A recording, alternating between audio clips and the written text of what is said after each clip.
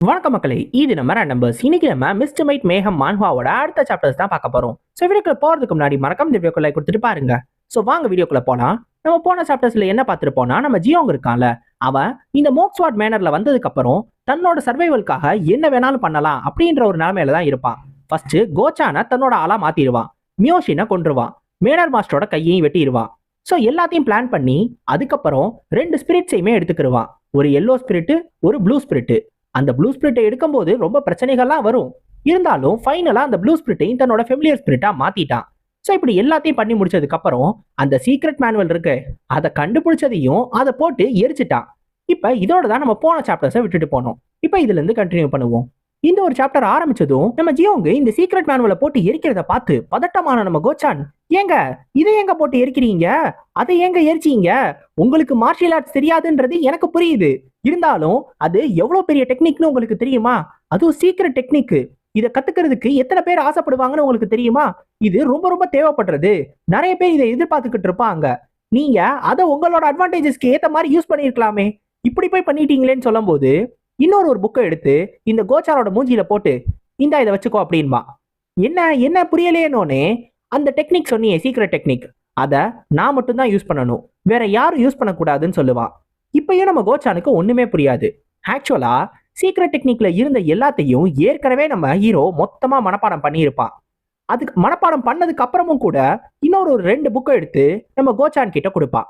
இப்ப இது ரெண்டுத்தையும் எடுத்து கோச்சான்ட்ட கொடுத்துட்டு என்ன சொல்லுவானா, நாளைக்கு காலையில விடிஞ்சதும் நேரா லேடி சியோ கிட்டையும் அந்த செகண்ட் கிட்டையும் போயிட்டு ஒரு புக்கை கொடுத்துரு, நீ தானே சொன்ன இந்த புக்கு சீக்ரெட்டான ஒரு டெக்னிக், இது எல்லாருக்கும் தேவை அப்படின்னு, அப்ப எல்லாருக்கும் கொடுப்போம், ஃபேமிலினா ஒத்துமையா இருக்கணும்ல, எல்லாருக்கும் ஒரு புக்கை கொடுத்தா அப்ப என்ன ஆகுதுன்னு பாரு, போய் கொடு அப்படின்னு சொல்லிடுவான். நம்ம ஹீரோ என்ன பிளான் போடுறான்னு நம்ம கோச்சானுக்கு இன்ன வரைக்கும் ஃபுல்லா புரியல. ஆனா ஏதோ ஒன்று பெருசா போடுறான்னு தெரிஞ்சிருச்சு. இப்ப அடுத்த நாள் விடிஞ்சிரும். இப்ப அடுத்த நாள் ஆரம்பிச்ச உடனே நமக்கு நம்ம காட் காம தான் காட்டுவாங்க. இந்த காம் இருக்கார்ல, இவர் காமா எந்திரிச்சு அவர் பெட் எல்லாத்தையும் காமா சுத்தம் பண்ணிட்டு அடுத்து அவரோட ஷெட்யூல் எல்லாத்தையும் பாத்துக்கிடுவாராம். பார்த்துட்டு இதுபடிதான் அவர் எப்பயுமே நடப்பாராம். ஸோ அவர் அசாசினா வாழ்ந்த காலத்துல இருந்தே இது எல்லாத்தையும் பண்ணிக்கிட்டே இருந்தாராம். ஆனா இதுக்கப்புறம் தனக்கு இதெல்லாம் பண்ண வேண்டிய வேலை இருக்காதுன்னு நினைக்கிறாரு. ஏன்னா இப்ப செகண்டுக்கு போய் சபார்டினேட்டா சேர்ந்துட்டாரு. ஒருவேளை அந்த செகண்ட் யங் மாஸ்டர் சக்சஸரா மாறிட்டானா அப்ப இவர் எல்டரா மாறிடுவாராம். ஸோ தனக்கு இனிமேலும் இது எதையும் பண்ண தேவையில்ல, தன்னோட கஷ்டமான வாழ்க்கை இத்தோட முடிய போகுது, எல்லாத்தையும் நான் சரி பண்ண போறேன், அப்பாடியோ இப்பதான் எனக்கு நிம்மதியா இருக்குன்னு நினைக்கும் போதே கரெக்டா ஒருத்தன் வந்து சொல்லுவான், செகண்ட் யங் மாஸ்டர் உங்களை உடனே பார்க்கணும்னு சொன்னாரு, நீங்க உடனே வாங்க அப்படின்னு சொல்லிட்டு அவன் சொல்லுவான். நம்ம காட்காம் இதுக்கு காலங்காத்தாலே என்னை கூப்பிடுறாரு, என்னாச்சு அப்படின்னு சொல்லிட்டு அந்த செகண்ட் யங் மாஸ்டர் இருக்கிற அந்த பில்டிங்க்கும் போவாரு. போயிட்டு ரொம்ப நேரம் கழிச்சு வெளில வருவாரு. பார்த்தா அவரோட முகத்துல ரத்தமா இருக்கும். ச்சே, இதெல்லாம் இப்படி நடக்கும் நான் எதிர்பார்க்கவே இல்லை அப்படின்னு ஒரு மாதிரி கோவத்தோட ஒரு எரிச்சலோட வெளில வருவாரு. ஆக்சுவலா இவர் உள்ள போனோடனே அந்த செகண்ட் என்ன சொல்லியிருப்பான் அப்படின்னா, சோயில் சாங் மறைஞ்சு போயிட்டான்னு சொல்லியிருப்பான். என்னது எனக்கு புரியலையேன்னு கேட்கும்போது, சோயில் சாங்கு அந்த தேர்ட் கிட்ட மார்ஷியல் ஆர்ட்ஸ் இருக்கா இல்லையான்னு செக் பண்றதுக்காக அனுப்பிச்சு வச்சேன், அதுவும் நேத்து நைட்டே அனுப்பிச்சு வச்சேன், ஆனா அவன் இன்ன வரைக்கும் திரும்பி வரவே இல்லை, சோயில் சாங் எங்க போனானே தெரியல, இப்ப நீங்க என்னையே ஏமாத்த பாக்குறீங்களான்னு கோவப்படுவான். உடனே இந்த காட்காமும் சொல்லுவாரு, இல்ல இல்ல நான் உங்கள்கிட்ட என்னைக்கும் போய் சொல்ல மாட்டேன் யங் மாஸ்டர், வேற ஏதோ ஒரு பிரச்சனை இருக்குன்னு சொல்லும் போதுதான் டக்குன்னு ஒரு பெரிய பாக்ஸ் எடுத்து அவரோட மூஞ்சியிலே தூக்கி போட்டு அந்த ரத்தமும் வந்திருக்கும். அப்ப சோயில் சாங் எங்க தான் போனா, என்ன பார்த்தா முட்டாள் மாதிரி தெரியுதான்னு இந்த செகண்ட் கேட்கும் போது நம்ம காட்காமுக்கு ஒண்ணுமே புரியாது. அப்படி எங்க தான் தப்பு நடந்திருக்கும், இப்படியே போச்சுன்னா கடைசியில எனக்கு சப்போர்ட் பண்றதுக்குன்னு யாருமே இருக்க மாட்டாங்க, நான் இவ்வளவு நாள் கஷ்டப்பட்டது அது எல்லாம் வேஸ்டா போறதுக்கு நான் கண்டிப்பா விடவே மாட்டேன், எனக்கு கொஞ்சம் டைம் மட்டும் கொடுங்க, நான் கண்டிப்பா அந்த சோயில் சாங்க தேடி கண்டுபிடிச்சு உங்கள்கிட்ட கூட்டிட்டு வருவேன்னு இந்த காட்காம் சொல்லுவாரு. நான் ஏன் உன்னைய நம்பணும்னு கேட்கும்போது, நான் என்னோட இந்த கையை பெட் பண்றேன், இந்த கை மேல ஆணையா சொல்றேன், கண்டிப்பா நான் சோயில் சாங்க கூட்டிட்டு வருவேன், இல்லைன்னா நீங்க இந்த கையை வெட்டிடலாம், ஒரு மார்ஷியல் ஆர்டிஸ்டுக்கு இந்த கை தான் ரொம்ப முக்கியன்றது உங்களுக்கே தெரியும், நான் இதையே பணையமா வைக்கிறேன்னா நீங்க கண்டிப்பா என்னை நம்பிதான் ஆகணும், எனக்கு இந்த சான்ஸை கொடுங்க அப்படின்னு சொல்லுவான். இவனும் யோசிச்சுட்டு, சரி நான் உனக்கு அந்த சான்ஸ் கொடுக்குறேன், உனக்கு நான் 4 மணி நேரம் டைம் தரேன், இன்னும் 4 மணி நேரத்துல நீ சோயில் சாங்க கூட்டிட்டு இந்த இடத்துக்கு வந்துட்டீன்னா உன்னை நான் நம்புறேன், அப்படி இல்ல நீயும் என்னை ஏமாத்திட்டன்றத நான் அப்பவே முடிவு பண்ணிடுவேன், அப்புறம் உன்னையும் நான் உயிரோட விட மாட்டேன்னு சொல்லுவான். இப்ப அதோட தான் இந்த காட்காம் ரொம்ப வேகமா ஒரு எரிச்சலோட வெள்ளை கிளம்பி வந்திருப்பாரு. நம்ம ஹீரோவை மோக்ஸ்வாட் மேனருக்கு கூட்டிட்டு வந்ததுல இருந்தே தனக்கு எதுவுமே சரியா போகல, எல்லாமே தப்பா போகுதுன்னு இந்த காட்காம் யோசிச்சுக்கிட்டே இருப்பாரு. ஒருவேளை இந்த சோயில் சாங் இப்படி ஆனதுக்கும் நம்ம ஹீரோ ஒருவேளை காரணமா இருந்தா அவனை நான் சும்மாவே விட மாட்டேன், அவனை மன்னிக்கவே மாட்டேன்னு சொல்லி ரொம்ப கோவமா நடந்து வந்துகிட்டு இருப்பாரு. அப்படி நடந்து வர வழியில கோச்சான பாப்பாரு. நம்ம கோச்சானு நம்ம ஹீரோ சொட்ட அந்த உத்தரவை நிறைவேற்றுறதுக்காக காலங்காத்தாலே கிளம்பி போவான். பார்த்தா நம்ம காட்காம் கிட்ட மாட்டிக்கிடுவான். உடனே காட்காம பார்த்துட்டு என்னாச்சு அப்படின்னு கேட்கும்போது, நான் உன்கிட்ட சொன்னேன்ல, அவனை பார்த்துக்க சொல்லி சொன்னேன்ல, ஆனா நீங்க என்ன பண்ணிக்கிட்டு இருக்க, என்ன என் பேச்சை கேட்க கூடாதுன்னு முடிவு பண்ணிட்டியான்னு கேட்கும்போது, இல்ல இல்ல நான் அப்படிலாம் எதுவுமே பண்ணலையேங்க, அவனை எப்பயுமே நான் பார்த்துக்கிட்டு தான் இருக்கேன்னு சொல்லும் போது, சரி அப்ப இங்க என்ன பண்ணிக்கிட்டு இருக்க, அவனோட இடத்துல தானே நீ இருக்கணும், என்ன அவன் கூட சேர்ந்து நீயும் நடிக்கிறியான்னு கேட்பாரு. அப்ப நம்ம கோச்சானோட ட்ரெஸ்ல இருக்கிற அந்த புக்கை பார்த்துருவாரு. உடனே இது என்ன அப்படின்னு எடுத்து அந்த புக்கை பார்ப்பாரு. அதை பார்த்த உடனே தெரிஞ்சிடும் இதுதான் அந்த சீக்ரெட் மேனுவல் அப்படின்னு. இது இது எப்படி உன்கிட்ட வந்திருக்கு, நீ அப்படி என்ன பண்ணிக்கிட்டு இருக்கன்னு ரொம்ப கோவப்பட்டு நம்ம கோச்சானை போட்டு அடி அடின்னு அடிச்சு அப்படியே அவனை தரன்னு இழுத்துட்டு நேரா நம்ம ஹீரோ இருக்கிற ரூம்க்கே வந்துருவாரு. இப்ப நம்ம கோச்சானை பார்த்த உடனே, அவன் இருக்கிற நிலைமையை பார்த்த உடனே நம்ம ஹீரோவுக்கு என்ன நடந்திருக்கும்ன்றது நல்லாவே தெரியும். உடனே நம்ம காட்காமை பார்த்து சொல்லுவான், வாங்க வாங்க காட்காம், பார்த்து ரொம்ப நாளாச்சு அப்படின்னு. இப்ப உள்ள வந்ததும் நம்ம காட்காம் கேட்பாரு, என்ன நடந்துச்சுன்னு உண்மையை சொல்லுன்னு. என்ன நடந்துச்சு, நான் என்ன சொல்லணும் அப்படின்னு நம்ம ஜியோன் கேட்கும்போது, எனக்கு இப்பெல்லாம் பேசிக்கிட்டு இருக்கிறதுக்கு நேரம் கிடையாது, நான் உன்ட்ட ஆரம்பத்துல இருந்தே தெளிவா சொல்லியிருந்தேன், நீ ஒருவேளை ஏதாவது எனக்கு எதிராக பண்ண கண்டிப்பா உன்னை கொன்றுவேன்னு, மறந்துட்டியா என்ன அப்படின்னு கேட்பாரு. சொன்னீங்களா என்ன, அப்படி எதுவும் எனக்கு ஞாபகம் இல்லையே, எப்ப சொன்னீங்க அப்படின்னு கேட்பான். இதை கேட்டதும் நம்ம காம் கோவமாகி, நீ அந்த செகண்ட் சனோட காடுக்கு அப்படி என்னடா பண்ண, அவனை எதுவும் நீ பண்ணிரல அப்படின்னு கேட்பாரு. என்ன காம் நீங்க, உங்களுக்கே தெரியும் நான் எவ்வளவு வீக்கான ஆள் அப்படின்னு, ஆனா அவனும் ஒரு மார்ஷியல் ஆர்டிஸ்ட், என்னால் அப்படி என்ன பண்ணிட முடியும்னு கேட்பான். இதை கேட்டதும் நம்ம காம்க்கும் இது ஏற்கனவே தெரிஞ்சிருக்கும், கண்டிப்பா நம்ம ஹீரோவால அவனை எதிர்த்து சண்டை போட்டெல்லாம் ஜெயிக்கவே முடியாது அப்படின்னு. இருந்தாலும் நம்ம ஹீரோவோட முகத்தை பார்க்க பார்க்க ஏதோ ஒன்று தப்பா இருக்கு, இவன் ஏதோ ஒன்று பிளான் பண்றான்னு மட்டும் அவருக்கு ஒரு மாதிரி ஃபீலிங் இருந்துகிட்டே இருக்கும். நம்ம ஹீரோ திருப்பி சொல்லுவான், சொல்லுங்க என்னால என்ன பண்ணிட முடியும், ஏன்னா இந்த Mok Gyeongwan third son of the மோக்ஸ்வாட் மேனர் அவனோட மார்ஷியல் ஆர்ட்ஸ் எல்லாத்தையும் இழந்துட்டான், இப்போதைக்கு அவனால மார்ஷியல் ஆர்ட்ஸே யூஸ் பண்ண முடியாது, அப்படி இருக்கிறப்ப இந்த மூணாவது பையனால ஒரு மார்ஷியல் ஆர்டிஸ்டுக்கு எதிராக அப்படி என்ன பண்ணிட முடியும் சொல்லுங்க அப்படின்னு கேட்பான். இதை கேட்டதும் காட்காம் யோசிப்பாரு, இவனுக்கு மார்ஷியல் ஆர்ட்ஸ் இப்போதைக்கு யூஸ் பண்ண முடியாது, அவனோட மார்ஷியல் ஆர்ட்ஸை இழந்துட்டான் அப்படின்னு நம்ம காட்காம் தான் அந்த செகண்ட் சன் கிட்ட போய் சொல்லியிருப்பாரு. அப்ப கண்டிப்பா சோயில் சாங் மூலமா தான் நம்ம ஹீரோக்கு இந்த ஒரு வார்த்தை தெரிய வந்திருக்கு, நம்ம ஹீரோவால மார்ஷியல் ஆர்ட்ஸை ஆரம்பத்துல இருந்தே யூஸ் பண்ண முடியாதுன்னு சொல்லாம இப்போதைக்கு யூஸ் பண்ண முடியாதுன்னு தான் சொல்லியிருப்பாரு. ஸோ நம்ம ஹீரோவும் அதே சொல்றானா, சோயில் சாங்க இவன் கொன்னுட்டான் அதனாலதான் சொல்றான்னு நம்ம காட்காம்க்கு புரிய வந்திருக்கும். உடனே தன்னோட கத்தியை வெளில எடுத்து கோவமா வருவாரு. நம்ம ஹீரோ உடனே, சொல்லுங்க காட்காம் சொல்லுங்க, இப்ப என்ன பண்ண போறீங்க, நீங்க அவ்வளவு சீக்கிரமா மாறி போனீங்கல்ல, நீங்க வேணான்னு போன இந்த போலி தான் அந்த செகண்ட் சனோட காடை கொண்டிருக்கான், இப்ப என்ன பண்ண போறீங்க, உங்களால என்ன பண்ண முடியும்னு கேட்பான். உடனே அந்த காட்காம் கோவப்பட்டு தன்னோட கத்தி எடுத்து இவனோட ஷோல்டர்லேயே குத்திடுவாரு.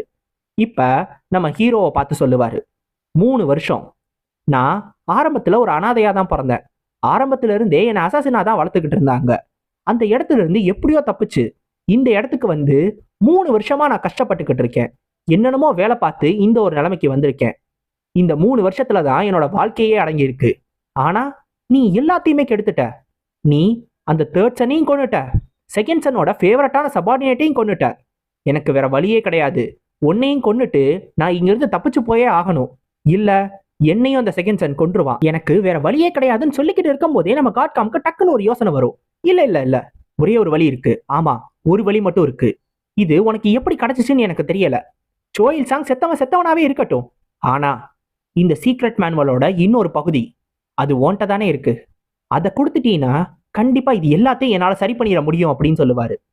இப்ப இதை இவன்ட்ட இருந்து வாங்குற மாதிரி வாங்கிட்டு அப்புறமா நம்ம ஹீரோவை கொன்றலான்னு நம்ம காட்காம் திரும்பி பிளான் போடுவாரு. நம்ம ஹீரோ உடனே, இல்ல எனக்கு அப்படி எதுவும் தெரியலையே, எனக்கு அதை பத்தியெல்லாம் தெரியாதுன்பா, நீ உன்னோட நிலைமைய நல்லா புரிஞ்சுக்கோ, ஒருவேளை எல்லாம் தப்பா போச்சுன்னா நான் உன்னை கொன்னுட்டு இங்க இருந்து நானும் தப்பிச்சு போயிடுவேன், ஆனா இந்த சீக்ரெட் மேனுவலை மட்டும் நீ கொடுத்தீங்கன்னா என் மனசு மாறுறதுக்கு நிறைய வாய்ப்பு இருக்கு, ஸோ பொய் சொல்லாம உண்மையை மட்டும் சொல்லி இந்த சீக்ரெட் மேனுவல் எங்க இருக்குன்னு சொல்லு, உண்மையா அந்த சீக்ரெட் மேனுவலை உடனே கொடுத்துரு அப்படின்னு சொல்லுவாரு. நம்ம ஹீரோ உடனே சரி சரி நான் தரேன்னு சொல்லுவான். அதானே, உன்னால என்னை எதிர்த்து என்ன பண்ணிட முடியும், ஏன்னா உன்னோட உயிரே என் கையில தான் இருக்கு. உன்னாலலாம் என்னை எதிர்த்து ஒண்ணுமே பண்ண முடியாது. இப்ப அதை குடு அப்படின்னு கேட்பாரு. நம்ம ஹீரோ உடனே அவனோட கையை கொடுப்பான். என்ன என்னது இதுன்னு கேட்கும்போது, நீங்க தான் சீக்ரெட் மேனுவல் கேட்டீங்களே, அதான் கொடுத்தேன் அப்படின்னு சொல்லுவான். என்ன விளையாண்டுக்கிட்டு இருக்கியான்னு கேட்கும்போது, நான் எங்க உங்கள்கிட்ட விளையாட போறேன், நீங்க கேட்டீங்களே அந்த சீக்ரெட் மேனுவல், அது மொத்தமுமே என்னோட மண்டைக்குள்ள தான் இருக்கு. அதுவும் இல்லாம காட்காம், நீங்க இப்ப கையை கொடுத்தீங்கல்ல, ரொம்ப ரொம்ப நன்றின்னு சொல்லிட்டு டக்குன்னு 8 தாட் ஷேட்டரிங் டெக்னிக்கோட ஃபர்ஸ்ட் டெக்னிக்கை யூஸ் பண்ண ஆரம்பிச்சிருவான். இவர் கூட பேசிக்கிட்டு இருக்கும் போதே மொத்த மந்திரத்தையும் தன்னோட மனசுக்குள்ள சொல்லி முடிச்சிருப்பான். ஸோ மந்திரத்தை சொல்லி முடிச்ச உடனே ரிச்சுவல் ஆஃப் அட்டாச்மெண்ட் யூஸ் ஆக ஆரம்பிச்சிரும். நம்ம காட்காமோட கீ எல்லாத்தையும் உரிய ஆரம்பிச்சிருவான். இதை எதிர்பார்த்திருக்கவே மாட்டாரு. அவரோட இன்னர் எனர்ஜி எல்லாம் அவரை விட்டு போகிறத இப்பதான் கவனிப்பாரு. இப்ப நம்ம ஹீரோ சொல்லுவான், நான் இதை யாருக்கிட்ட யூஸ் பண்ணி பார்க்கணும், டெஸ்ட் பண்ணி பார்க்கறதுக்கு யாருமே கிடைக்க மாட்டாங்களேன்னு யோசிச்சுக்கிட்டே இருந்தேன். ஆனா நீங்களாவே வந்து மாட்டிக்கிட்டீங்க பாத்தீங்களா காட்காம். இப்ப நீங்களும் வந்து இந்த இன்னர் எனர்ஜியை என்கிட்ட கொடுத்து இவ்வளோத்தையும் பண்ணியிருக்கீங்க. நான் உண்மையிலே உங்கள்கிட்ட நன்றி சொல்லிக்கணும் அப்படின்னு சொல்லுவான். இது கேட்டதும் அவர் கோபமாகி என்னை விடு விடுன்னு சொல்லி அந்த கத்தியை எடுத்து திருப்பி திருப்பி குத்திக்கிட்டே இருப்பாரு. அப்போ ஒரு கட்டத்துல ரத்தம் அதிகமா போனதுனால நம்ம ஹீரோவும் அந்த கையை விடுற மாதிரி ஆயிடும். உடனே அவனை அடிச்சு தள்ளிடுவாரு. நம்ம காம் யோசிப்பாரு, என் கையில இருக்கிற இன்னர் எனர்ஜியை என்னால ஃபீல் பண்ணவே முடியல, இவன் எல்லாத்தையும் எடுத்துட்டானா என்ன அப்படின்னு யோசிச்சுக்கிட்டு இருக்கும் போது நம்ம ஹீரோ சொல்லுவான், ஆமா எக்ஸ்பர்ட் மார்ஷியல் ஆர்டிஸ்ட்னா உண்மையிலே பவர்ஃபுல்லா தான் இருக்கீங்க. இது மட்டும் பண்ணி என்னால உங்களை கொல்ல முடியாதுன்னு எனக்கு புரிஞ்சிருச்சு. இப்ப எனக்கு வேற வழியே கிடையாது. நான் உங்களை வேற ஏதாவது ஒரு வழியில தான் கொண்டாகணும் அப்படின்னு சொல்லுவான். இதை கேட்டதும், என்ன இந்த மாதிரி ஒரு ட்ரிக்கை யூஸ் பண்ணி என்னோட இன்னர் எனர்ஜியை எடுத்துட்டா உன்னால என்னை கொன்ற முடியும்னு நினைச்சியா? உன்ன மாதிரி ஒரு ஆளாலாம் என்னை ஒண்ணுமே பண்ண முடியாதுன்னு சொல்லுவாரு. அப்படின்னு சொல்லிட்டு அங்க இருந்து வேகமா நம்ம ஹீரோவை அட்டாக் பண்றதுக்காக வருவாரு. நம்ம ஹீரோ உடனே அமைதியா, டீமனிக் மாங்க் போ அப்படின்னு சொன்னதும் அங்க இருந்து அந்த டீமனிக் மாங்க் வந்து இந்த காட்காமோட கையை பிடிச்சிரும். இது எப்படி தடுத்தான் அப்படின்னு யோசிச்சுக்கிட்டு இருப்பாரு. நீ எனக்கு என்ன பண்ண அப்படின்னு கேட்கும்போது, நீங்க சொன்னீங்களே அந்த ட்ரிக்கு, அதுல இன்னொரு ட்ரிக்கை யூஸ் பண்ணியிருக்கேன். இப்ப இதை கொஞ்சம் படமா விரிவா காட்டவா, இப்ப பாருங்க அப்படின்னு சொல்லி மேல பார்க்க சொல்லுவான். பார்த்தா நம்ம காட்காமுக்கு டீமனிக் மாங்க்கு கண்ணுக்கு தெரிய ஆரம்பிச்சிரும்.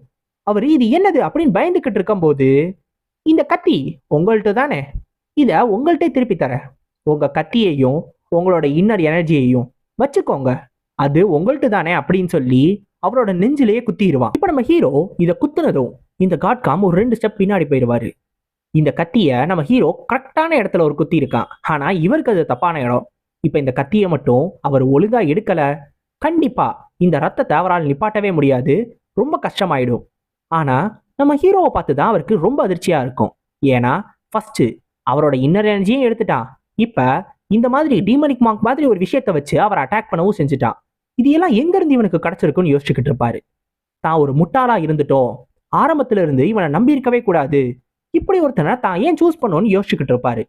இருந்தாலும் தான் கிட்ட இன்னமும் ஒரு விஷயம் இருக்கு, அதை வச்சு இவனை மிரட்டுவோன்னு சொல்லிட்டு, நீ ஒரு விஷயத்த மறந்துட்ட, அந்த பாய்சனுக்கான மாத்து மருந்து இன்னும் என்கிட்ட தான் இருக்கு, நீ பாய்சனை சாப்பிட்டது உனக்கு ஞாபகம் இல்லையான்னு கேட்பாரு. இப்போ உடனே நம்ம ஹீரோவும், ஆமா அந்த பாய்சன் இருக்குல்ல, சரி சொல்லுங்க, நீங்க என்ன சொல்லணுமோ சொல்லுங்க அப்படின்னு சொல்லுவான்.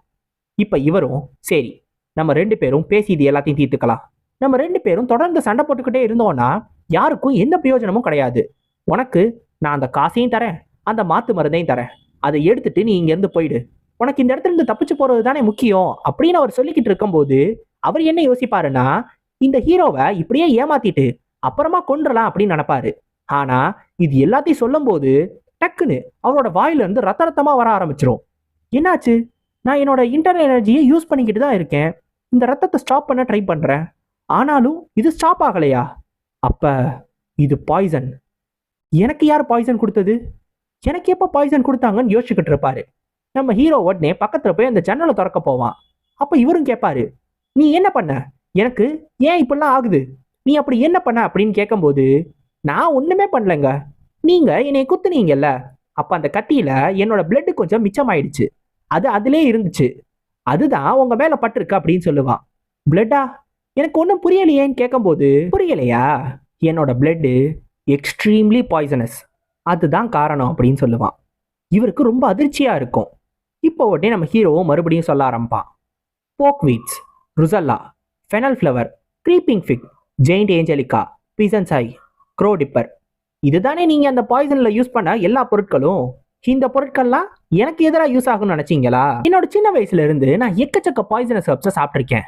அதனாலேயே என்னோட மொத்த ரத்தமுமே பாய்சனா மாறிடுச்சு. என் உடம்புல பெருசா எந்த பாய்சன்ஸும் வேலையே செய்யாது. இப்போ உங்களுக்கு புரிஞ்சிருக்கும்னு நினைக்கிறேன். எனக்கு அந்த மாத்து மருந்து தேவையில்ல.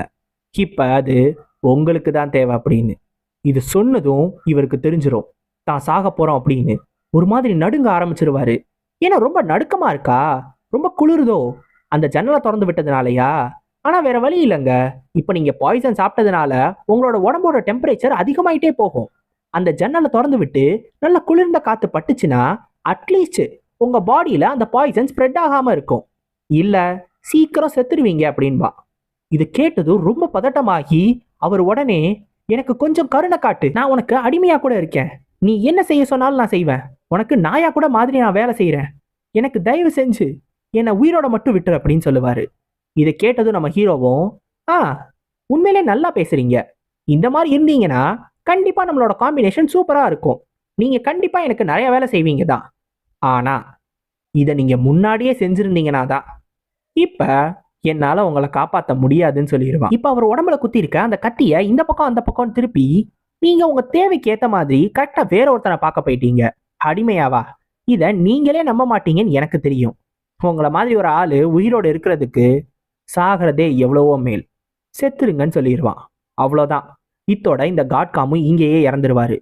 இப்போ உடனே, சே, நான் புது ட்ரெஸ் மாத்தினது வேஸ்டா போயிடுச்சே. இப்போதைக்கு எனக்கு ஒரு பிரச்சனை முடிஞ்சிச்சு. நான் நினைச்சதை விட கொஞ்சம் சீக்கிரமாவே முடிஞ்சிருச்சு.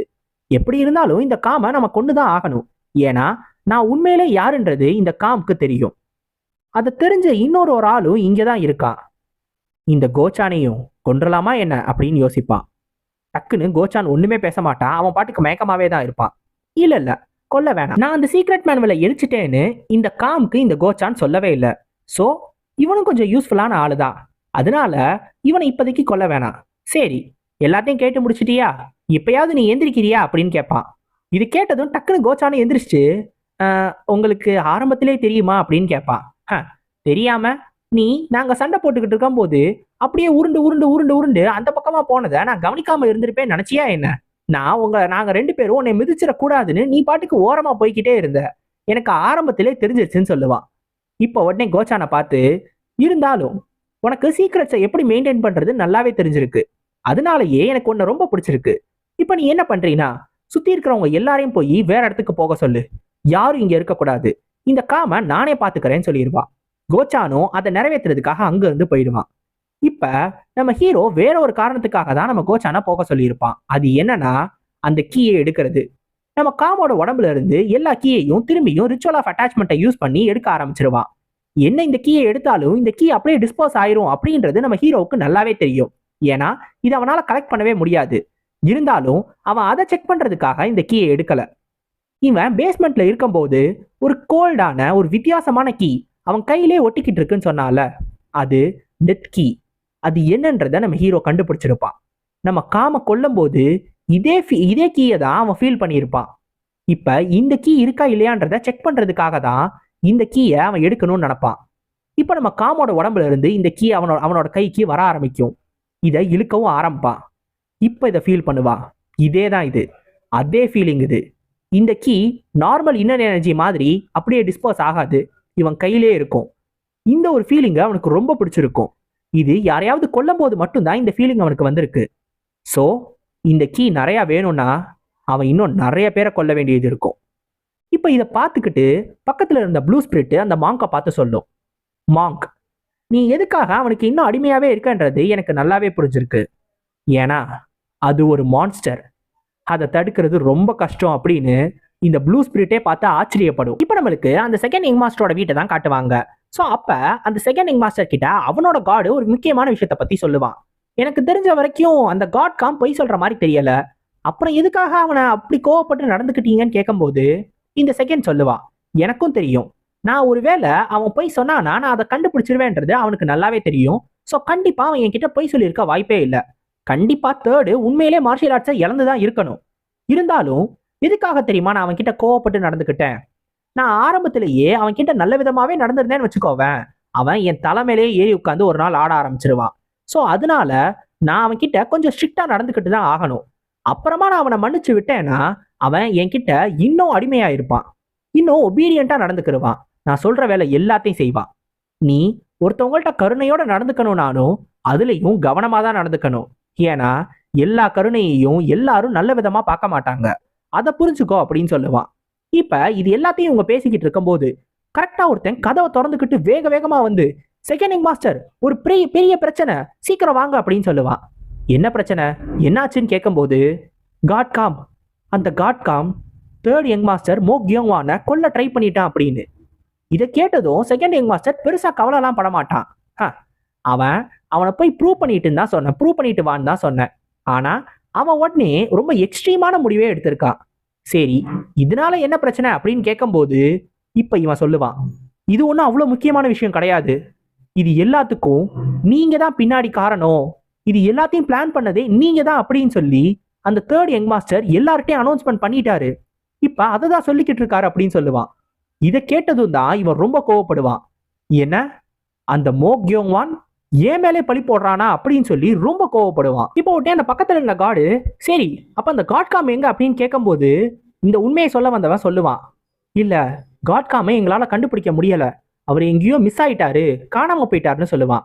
ஆக்சுவலா நம்ம ஹீரோ அந்த காட்காமோட பாடியையும் கொண்டு போய் அந்த பேஸ்மெண்ட்ல போட்டுட்டு வந்திருப்பான். அதனாலதான் காட்காம் எங்க இருக்காருன்னு யாருனாலே கண்டுபிடிக்க முடியல. இப்ப இதுக்கு எல்லாத்தையும் கேட்டுட்டு இந்த மோ கியோங்வாங் மேல ரொம்ப கோவப்படுவாரு இந்த செகண்ட் யங் மாஸ்டர், அதாவது நம்ம ஹீரோ மேல. உடனே அவனோட கத்தி எடுத்துட்டு, நான் அவனை சும்மா விட மாட்டேன், நான் இப்பவே போய் அவனை என்ன பண்றேன் பாரு அப்படின்னு கோவப்பட்டு போவான். இப்ப இந்த காடும் சொல்லுவான், இப்போ ஒருவேளை நீங்க ஏதாவது பண்ணீங்கன்னா அவர் சொன்னது எல்லாமே உண்மைன்னு ஆயிரும், எல்லாரும் நம்பிடுவாங்க, நீங்க எதுவும் பண்ணாதீங்க, அதுவே உங்களுக்கு ஆபத்தா போயிடும் அப்படின்னு சொல்லுவான்.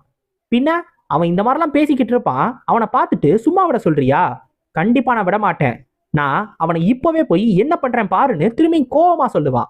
அப்ப இந்த காட் சொல்லுவான், இப்ப நம்மளே இதை பண்ணாம வேற யாரையாவது வச்சு இதை பண்ணோம்னா அப்ப இது எல்லாமே ஈஸியா இருக்கும்ல, உங்களுக்கும் எந்த பிரச்சனையும் வராதுன்னு சொல்லுவான். இதை கேட்டதும் அவன் கொஞ்சம் அமைதியாயிருவான்.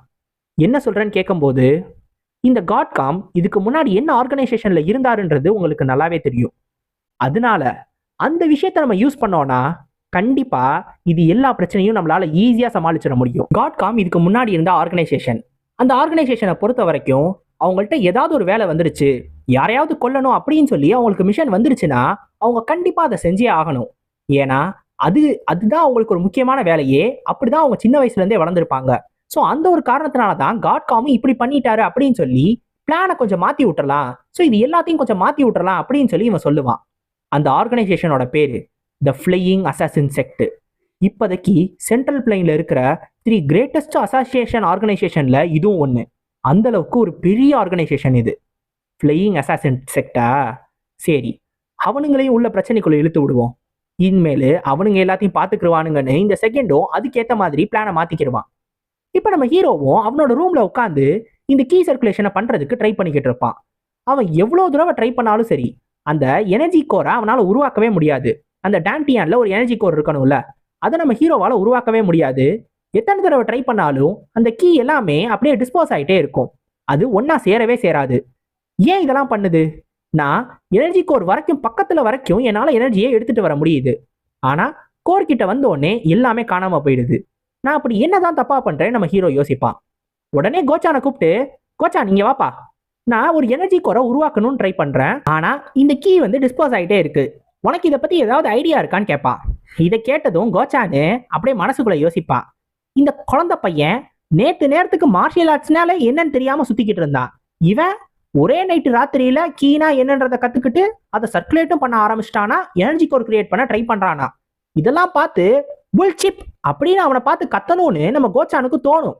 இருந்தாலும் காட்காம கொஞ்சம் யோசிச்சு பார்த்துட்டு, இல்ல வேணாம், இவன்கிட்ட கத்துனோம் உடனே புதைச்சிருவான், அதனால ஒன்றும் நம்ம சொல்ல வேணாம்.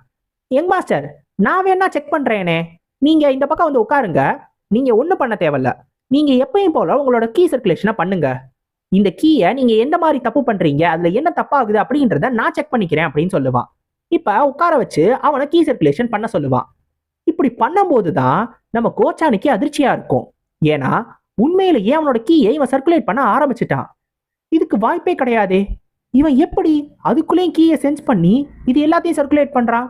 அதுவும் இல்லாம இவனோட கீ பாயிண்ட்ஸ்ல எந்த விதமான பிளாக்குமே இல்ல, எல்லாமே ஓப்பனா இருக்கு.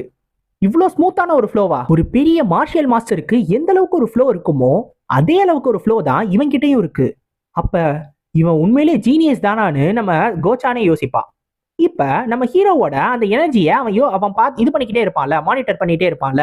அப்படி பண்ணும்போது நம்ம ஹீரோவோட உடம்புல ஒரு ஸ்ட்ரேஞ்சான எனர்ஜி இருக்கிறதையும் இந்த கோச்சான் கவனிப்பான். இது ரொம்ப ரொம்ப கோல்டா கிரீப்பியா இருக்கும். அது என்னன்றதை செக் பண்ணலான்னு போறப்ப டக்குன்னு நம்ம கோச்சானோட 2 கையும் பவுன்ஸ் பேக் ஆயிடும். இப்போ உடனே நம்ம ஹீரோ சொல்லுவான், பாத்தியா இந்த கீ எல்லாமே டிஸ்போஸ் ஆயிடுச்சு, என்னால இதை ஒண்ணுமே பண்ண முடியல அப்படின்னு. இப்போ உடனே கோச்சானை பார்த்து கேட்பான், என்கிட்ட உண்மையா சொல்லு, என்னால எனர்ஜி கோரை இதை வச்சு உருவாக்கவே முடியாது அப்படித்தானே அப்படின்னு. நம்ம கோச்சானும் ஆமா உங்களால முடியாது, இருந்தாலும் ஏதோ ஒன்று வித்தியாசமான ஒன்றை நான் உங்களோட உடம்புல ஃபீல் பண்ணேன், ஒரு ஃபாரின் எனர்ஜி, அது என்னன்றது தான் எனக்கு தெரியவே இல்லை அப்படின்னு சொல்லுவான். நம்ம ஹீரோவும் யோசிப்பான், அப்ப அந்த டெத் கீ தான் இதுக்கெல்லாம் காரணமா, இனிமேலும் என்னால மார்ஷியல் ஆர்ட்ஸ் கத்துக்கவே முடியாதோன்னு யோசிச்சுக்கிட்டு இருப்பான். இப்ப நம்ம கோச்சான் என்ன சொல்லுவானா, எனக்கு இதை சொல்றது கொஞ்சம் தயக்கமா தான் இருக்கு, இருந்தாலும் உங்களோட நார்மல் எனர்ஜியை விட அது ஒரு மாதிரி ஆப்போசிட்டா இருக்கு, நார்மல் கீக்கு எப்படி இருக்குமோ அதுக்கு அப்படியே கம்ப்ளீட் ஆப்போசிட்டா இருக்கு அப்படின்னு சொல்லுவான். இப்ப இது கேட்டதும் நம்ம ஹீரோக்கு ஒரு ஐடியா வரும். ஆப்போசிட், ஆ அதேதான், ஆப்போசிட்டே தான். நார்மல் கீ வாமான ஒன்று, அது லைஃபை குறிக்கிறது. ஆனா டெத் கீ டெத்தை குறிக்கிறது, அது கோல்டான ஒன்று. நார்மல் கீக்கு நார்மல் சர்க்குலேஷன் பண்ணணும், அப்ப டெத் கீக்கு ஆப்போசிட்டா தான் சர்க்குலேஷன் பண்ணணும்னு நம்ம கோச்சான் கிட்டையும் நான் இப்ப என்னோட சர்க்குலேஷனை ஆப்போசிட் டைரக்ஷன்ல பண்ண போறேன்னு சொல்லுவான். இதை கேட்டதும் நம்ம கோச்சான், இருங்க யங் மாஸ்டர், நீங்க இதை பண்ணக்கூடாது, அந்த மாதிரி பண்ணீங்கன்னா கீ பிளாக்கேஜ் வர்றதுக்கு வாய்ப்பு இருக்குன்னு சொல்ல போகும்போதே டக்குன்னு நம்ம ப்ளூ ஸ்பிரிட் அங்கே வந்து நம்ம கோச்சானோட வாயை மூடி, பொறுமையாயிரு, அவன் பண்ணட்டும், அவன் அவனாவே இதை பண்ணி அவனாவே செத்து போயிடுவான். ஏன்னா இது எல்லாத்தையும் ட்ரை பண்ணி அவன் செத்து போயிட்டான்னா ஃபெமிலியர் ஸ்பிரிட்டா இருக்கிற எனக்கு ஃப்ரீடம் கிடைச்சிரும். நான் அவன் மேல கை வச்சாதானே பிரச்சனை, அவனா செத்து போனானா எனக்கு எந்த பிரச்சனையும் கிடையாது, நான் ஃப்ரீ ஸ்பிரிட்டா மாறிடுவேன். இதை மட்டும் நான் பண்ணி நீ ஒருவேளை செத்து போயிட்டேன்னு வச்சுக்கோவேன், அடுத்த செகண்டு உன்னோட பாடியை இல்லாம பண்ணிடுவேன், மொத்தமா உன்னை பீஸ் பீஸா பிச்சிடுவேன்னு தன்னோட பவரை ரெடியா வச்சிருக்கோம். இப்ப நம்மளுக்கு இன்னொரு ஒரு இடத்த காட்டுவாங்க, அந்த லேடி சியோக்கு இருக்கிற இடம். அந்த லேடி சியோக்கு ஒரு புது ஆளை பார்க்கறதுக்காக வெயிட் பண்ணிக்கிட்டு இருக்கோம். இன்னொரு ஒரு ஷாமான், ஃபீனிக்ஸ் பெவிலியன்ல இருந்து வந்த நியூ மூன். இப்ப இந்த பொண்ணை பார்க்கறதுக்காக தான் வெயிட் பண்ணிக்கிட்டு இருக்கோம். இப்ப இந்த லேடி சியோக்கு என்ன யோசிக்கும்னா, என்னது இது பார்க்கறதுக்கு சின்ன பொண்ணு மாதிரி தெரியுது, அவங்களோட முக்கியமான ஒரு ஷாமான் இறந்து போயிட்டாரு, இருந்தாலும் வெறும் ஒரே ஒரு சின்ன பொண்ணை மட்டுமா இவங்க அமுச்சு வச்சிருக்காங்க, அதுவும் இல்லாம ஷாமான் மியோஷினோட பாடியை எதுக்காக இந்த பொண்ணு இங்க எடுத்துட்டு வந்துச்சு, இதை வச்சு என்ன பண்ண போகுதுன்னு யோசிச்சுக்கிட்டு இருக்கோம். இப்ப இந்த நியூ மூன் என்ன சொல்லும்னா, இந்த டிசிபிள் மியோவோட பாடியை வச்சுதான் அந்த கொலகாரன் எங்க இருக்கான்றதை என்னால கண்டுபிடிக்க முடியும், அதை வச்சு இந்த ஸ்பிரிட்டை வச்சே அவனை நான் கொன்றுவேன் அப்படின்னு சொல்லும். இப்ப இந்த லேடி சியோக்கு இந்த ஒரு விஷயத்தை கேட்டு அதிர்ச்சி ஆயிடும். என்னது, டிசிபிள் மியோவா, அப்ப இந்த பொண்ணு தான் மாஸ்டரா, இந்த பொண்ணை பார்க்க சின்ன பொண்ணு மாதிரி தெரியுது, ஆனா மியோஷின் ரொம்ப வயசானவராச்சே, என்ன நடக்குதுன்னே புரியலையேன்னு யோசிச்சுக்கிட்டு இருக்கோம். இப்ப இந்த நியூ மூன் சொல்லும், நான் ஒரு முக்கியமான விஷயத்த மட்டும் உங்கள்கிட்ட சொல்லிக்கிற விரும்புறேன், நீ என்ன பண்ணாலும் சரி அந்த 3rd யங் மாஸ்டர் கண்டிப்பா இன்னைக்கு செத்து போயிடுவான்னு. ஆரம்பத்துல எனக்கு உன் மேல நம்பிக்கை இல்லாம இருந்துச்சு, ஆனா நீ இப்ப சொன்ன பாத்தியா, இதை வச்சே நான் உன்னை நம்புறேன், நான் என்னோட மனசை மாத்திக்கிட்டேன், நீ என்ன வேணாலும் பண்ணுன்னு இந்த லேடி சியோக்கு சொல்லிடும். உடனே இவளும் தன்னோட பவரை வச்சு ஃபர்ஸ்ட் ஒரு பெரிய ரிச்சுவலை பண்ண ஆரம்பிப்பா. அது மூலமா மியோஷினோட பாடியை திரும்பி ஆக்டிவேட் பண்ணுவா. அதுல ஒரு கத்தியை எடுத்து அந்த மியோஷினோட பாடியில குத்துவா, ஒரு மந்திரத்தை சொல்லி. அதை குத்துன உடனே மியோஷனோட பாடியில இருந்து வித்தியாசமான கைகள் எல்லாம் அப்படியே வெளில போக ஆரம்பிக்கும். இது நேரா டார்கெட் கிட்ட தான் போகும். டார்கெட் யாருன்றது ஏற்கனவே உங்களுக்கு தெரிஞ்சிருக்கும், நம்ம ஹீரோ ஜியோங்க பாக்குறதுக்கு எல்லா கைகளும் பக்கத்துல போயிடும். இப்ப நம்ம ஜியோங்க பிடிக்கிறதுக்கு எல்லா கைகளும் பக்கத்துல வந்த உடனே கரெக்டா நம்ம டீமனிக் மாங்க் தான் குறுக்க வந்து இந்த கைகள் எல்லாத்தையும் தடுக்கும். ஆனா டீமனிக் மாங்காலையும் எல்லா கைகளையும் அவ்வளவு சீக்கிரமா சமாளிக்கவே முடியாது. இப்ப இந்த ப்ளூ ஸ்பிரிட்டுக்கு இது என்னன்றது புரிஞ்சிடும். இதோட பேரு ரிவர்ஸ் மர்டர். ரிவர்ஸ் மர்டர்னா என்னன்னா, நார்மலா யாராவது ஒருத்தவங்களை கொலை பண்ணிட்டாங்கன்னா அவங்களோட பாடியை வச்சே இந்த ஷாமான் அவங்களோட பாடியை யூஸ் பண்ணியே இந்த மாதிரி ஒரு டெக்னிக்கை யூஸ் பண்ணுவாங்க. ஸோ இந்த டெக்னிக்கை யூஸ் பண்றது மூலமா அந்த டார்கெட்டை இவங்களோட பாடியை வச்சே ஈஸியா கொலை பண்ணிடலாம். இதை கண்ட்ரோல் பண்றதுக்கு கொஞ்சம் பவர்ஃபுல்லான ஷாமான் மட்டும் இருந்தா போதும். இப்ப இதை தான் பண்ணிக்கிட்டு இருக்கோம். இப்ப நம்ம டீமனிக் மாங்கும் ரொம்ப நேரமா நம்ம ஹீரோவை கூப்பிட ட்ரை பண்ணிக்கிட்டே இருக்கும். ஆனா நம்ம ஜியோங்கு கீ சர்க்குலேஷன் பண்ணிக்கிட்டு இருக்கிறதுனால சுத்தமா அவனுக்கு என்னன்றதே புரியாது. அவன் பாட்டுக்கு அமைதியா கீ சர்க்குலேஷன் பண்ணிக்கிட்டே இருப்பான். இப்ப இன்னொரு பக்கம் இருந்து நம்ம ஜியோங்க அந்த கைகள் எல்லாம் தொடறதுக்கு வரும்போது நம்ம ப்ளூ ஸ்பிரிட் சொல்லும், இன்ஃபீரியர் கிரியேச்சர், நீ இதெல்லாம் பண்றியான்னு சொல்லி லைட்டா ஒரே ஒரு ஸ்விங்கு தான் வந்த எல்லா கைகளும் உடனே வெட்டிடும். இப்ப இவங்க எங்க இருக்காங்களோ அந்த இடத்த நம்ம ப்ளூ ஸ்பிரிட்டும் கண்டுபிடிச்சிரும். இவங்க எங்க இருந்து இந்த மந்திரங்கள் எல்லாத்தையும் சொல்றாங்க அப்படின்னு. நான் யாரை கொல்லணுமோ அவனை நீங்க கொல்ல ட்ரை பண்றீங்களா? கண்டிப்பா இதை விட மாட்டேன்னு சொல்லி சுத்தி இருக்கிற எல்லா கைகளையும் உடனே வெட்டிடும். இப்படி மொத்தமா உடனே ஒரே நேரத்துல எல்லா கைகளையும் வெட்டினதுனால அதோட அந்த ரியாக்ஷன் இருக்கும்ல, அது அந்த நியூமோனுக்கு தெரியும். மியோஷினோட பாடியும் நம்ம நியூமோனோட பாடியும் அப்படியே வெளில தள்ளி போய் விழுந்துரும். அந்த அளவுக்கு ஒரு பவர்ஃபுல்லான அட்டாக்கு. இப்போ உடனே இந்த நியூமோனு இதுக்கு வாய்ப்பே கிடையாது, இத ரிவர்ஸ் மர்டரையே டிஃப்ளெக்ட் பண்ற அளவுக்கு ஒரு பேயா? அப்ப இது எல்லோ ஸ்பிரிட் கிடையாது, இது அதுக்கும் மேல ஒரு ஹையர் லெவல் ஸ்பிரிட் அப்படின்னு. இப்போ உடனே இந்த நியூமோனும் அந்த லேடி சியோக்க பார்த்து, மேடம் நீங்க எனக்கு இன்னும் காசு கொடுக்க வேண்டியது இருக்கும், அட்லீஸ்ட் 1000 சில்வர் நியாங்காவது எனக்கு இதுக்கு வேணும் அப்படின்னு சொல்லி கேட்கும்.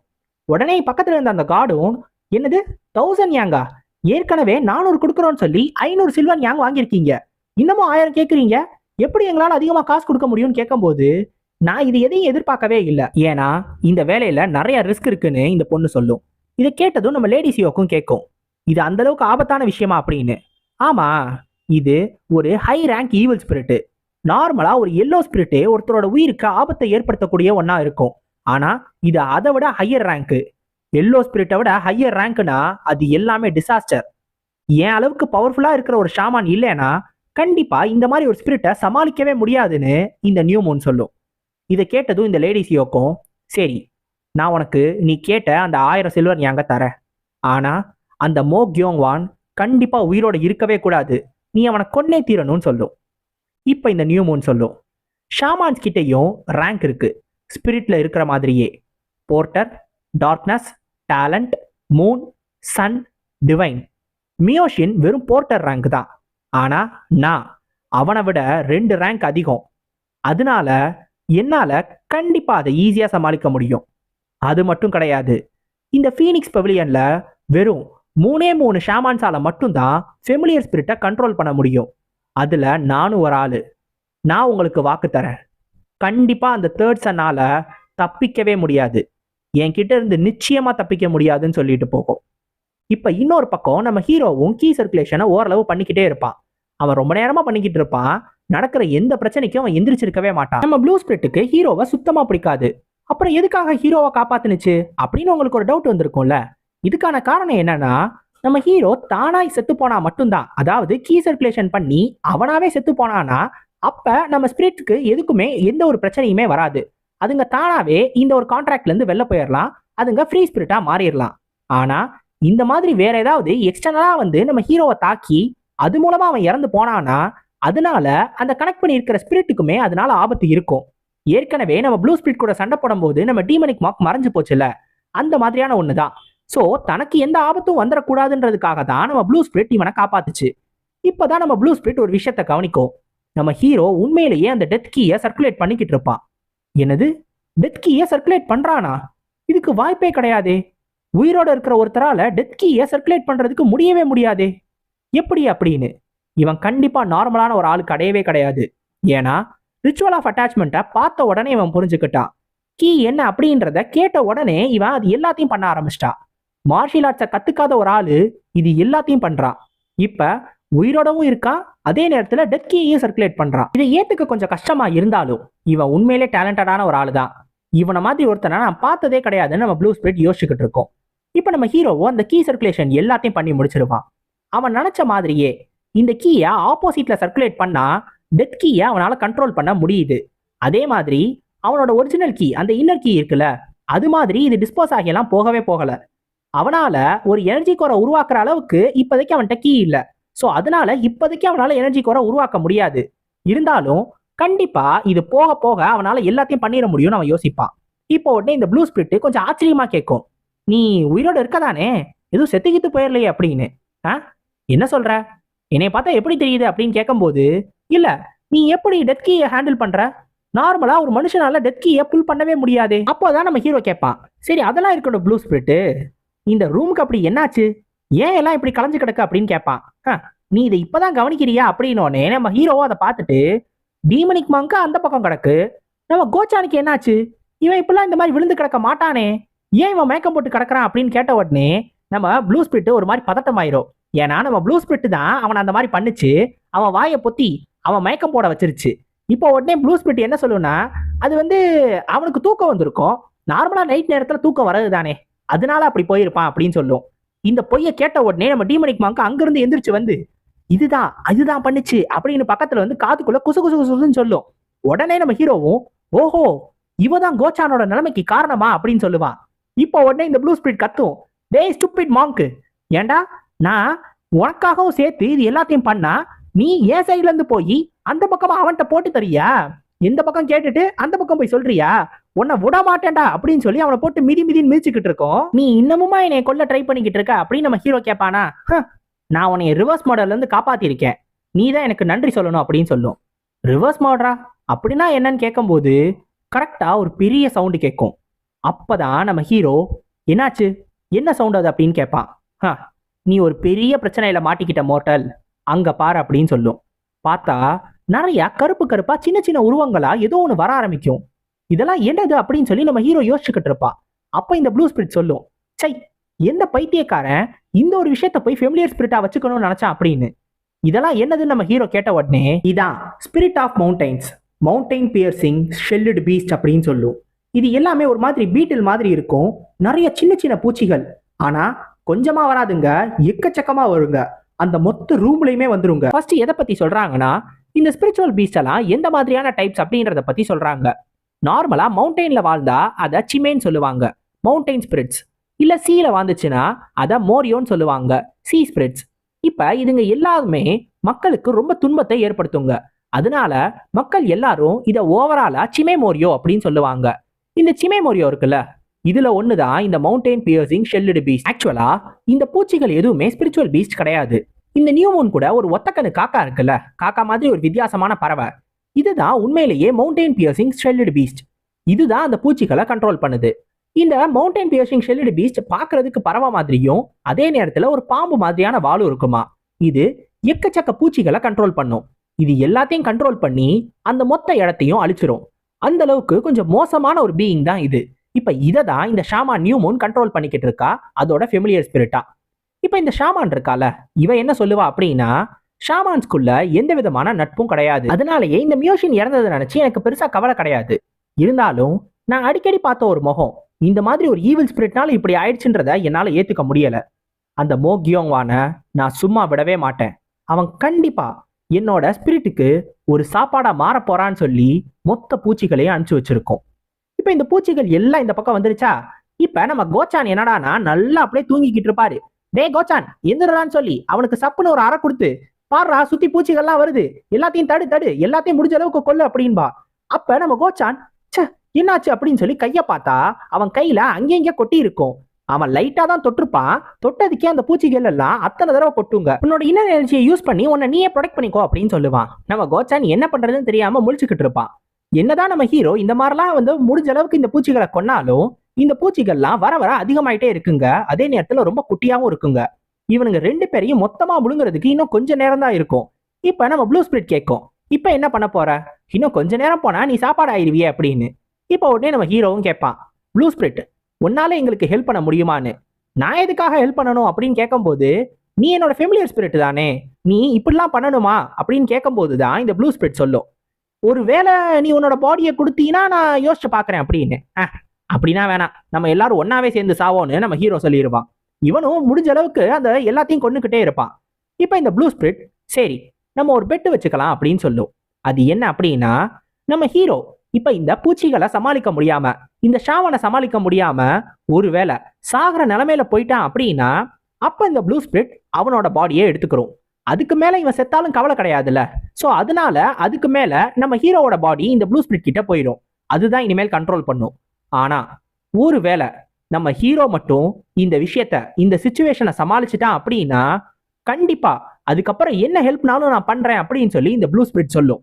இப்ப இதை கேட்டதும் நம்ம ஹீரோவும், நீ அந்த ப்ராமிஸை மறந்துடாத, அந்த ப்ராமிஸை நீ கண்டிப்பா காப்பாத்தியே தீரணும்னு சொல்லி அந்த பூச்சிகளை கொல்ல ஆரம்பிச்சிருவான். இப்ப நம்ம கோச்சான் கேட்பான், அட எங் மாஸ்டர், இன்னும் பூச்சிகள்லாம் அதிகமாயிடுச்சே, இப்ப என்ன பண்றது அப்படின்ற போது, கோச்சான் எரியிற மாதிரி எதையாவது உன்னை கண்டுபிடி. அங்க தூரத்துல ஒரு லேண்டன் இருக்கும். இப்ப அந்த லேண்டனை மட்டும் வச்சு மொத்த இடத்தையும் நம்ம எரிச்சிட்டோம்னா இந்த பூச்சிகள் எல்லாத்தையும் நம்மளால ஈஸியா கொன்ற முடியும்னு நம்ம ஹீரோ சொல்லுவான்.